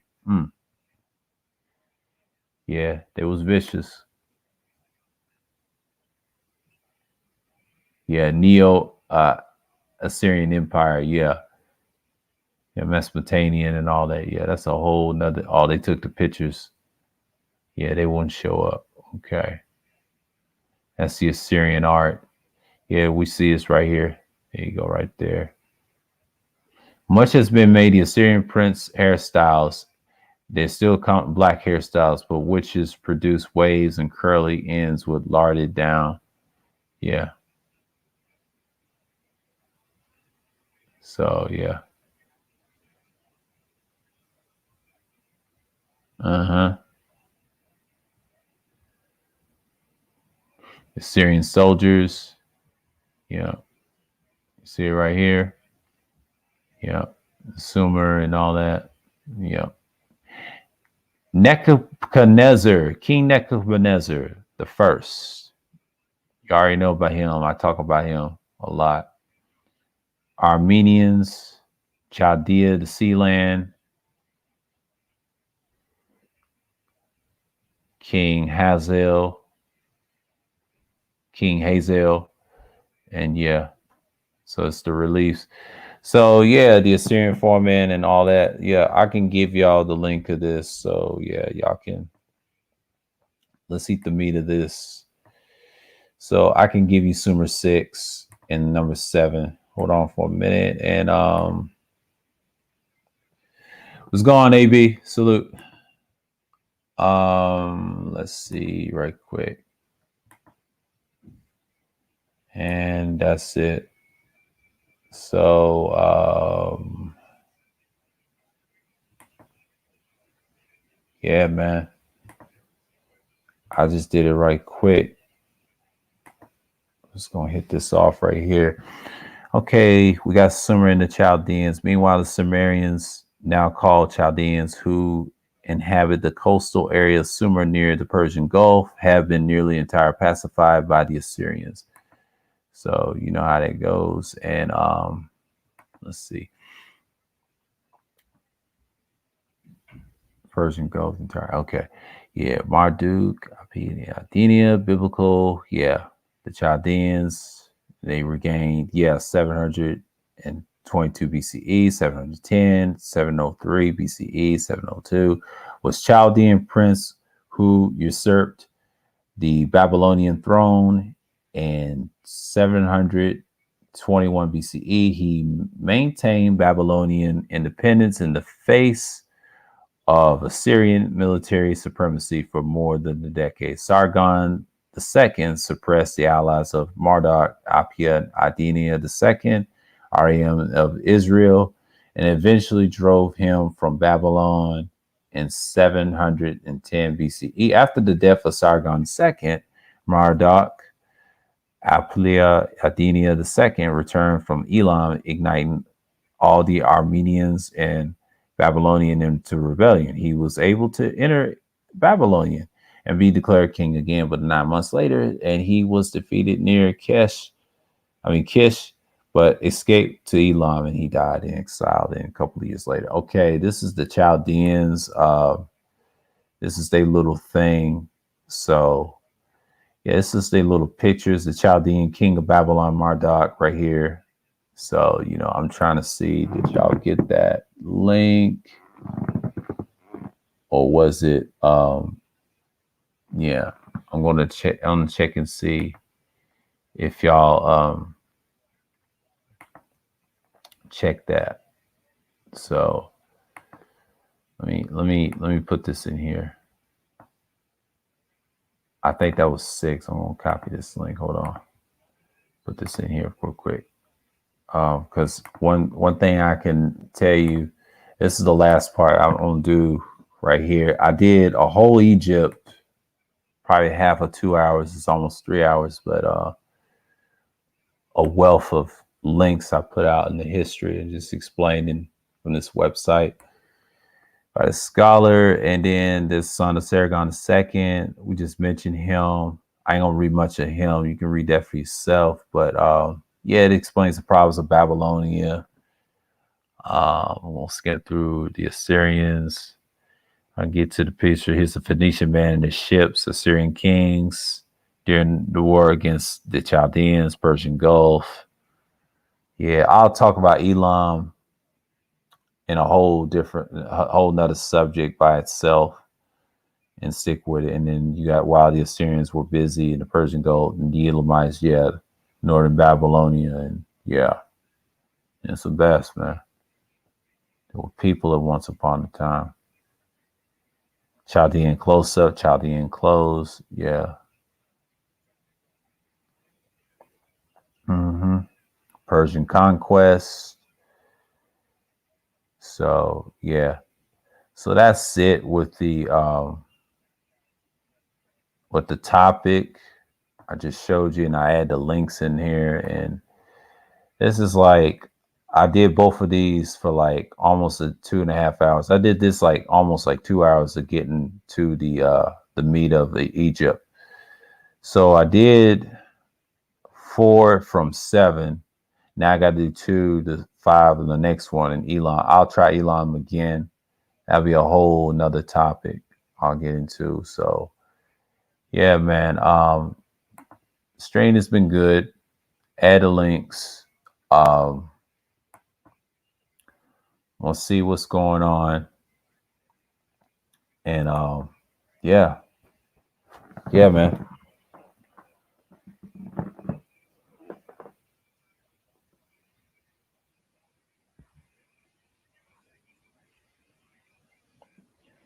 So, it's just one of those things that,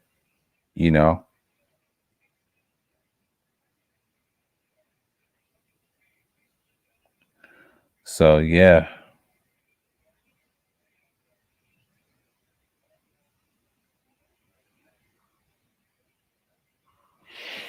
So I'm gonna put this as explained a live stream that long. So yeah, it's been 2 hours and 52 minutes and 19 seconds right now.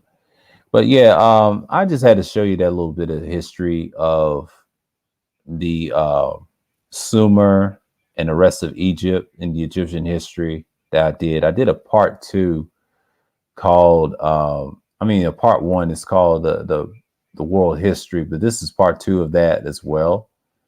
Let me see. Let me check for a minute. I want to check a stream that I did, because this is, it's a 2-hour stream that I just went into. It's 11. I mean, I've talked about it enough, and yeah, I made it concise. I know people's doing other streams and things like that nature, but yeah, I did a piece of it. It's called World History: Black Civilizations, Dark Culture. That's part 1 to this video.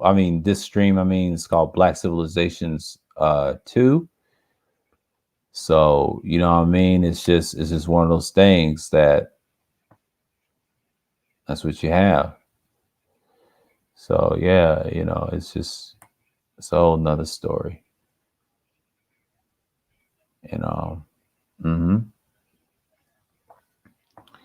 So, and that's the thing right now. So, I'm getting into the swing of things of the stream. So yeah, I'm here. So I'm good on that. And I just talked about it enough just to show y'all that's what I put out. So, I know people, it's not going to come up right away. That's great. Y'all can check the links out, and, I just put forth, and yeah, and that's what it is, what I put out. So basically I have my little thoughts on it and things and in that nature. So I'm not worried or anything. So yeah, this is a decent stream that I did. Yeah, I'll show you information. It's a 2-hour stream. So if I see, I'm not going to go after the 3-hour mark. So I already know what time it is. So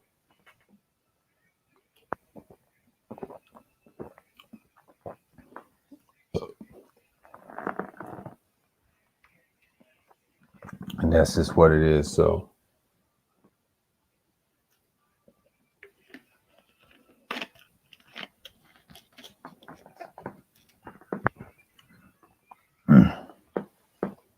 excuse me for that. So yeah, I might have to sign off. But thanks for y'all for coming. I'm glad y'all enjoyed the stream. Shouts out to Mike, Third Ward, Gold P. Appreciate you, Teresa. Okay. Who else came through? Because I'm about to shut this down. I didn't say it enough. I've been on the panel earlier. Tampa. Appreciate you. I'll say Pastor $40. All right, appreciate you coming by. And I will say AB3 Media, appreciate you for coming through. Salute.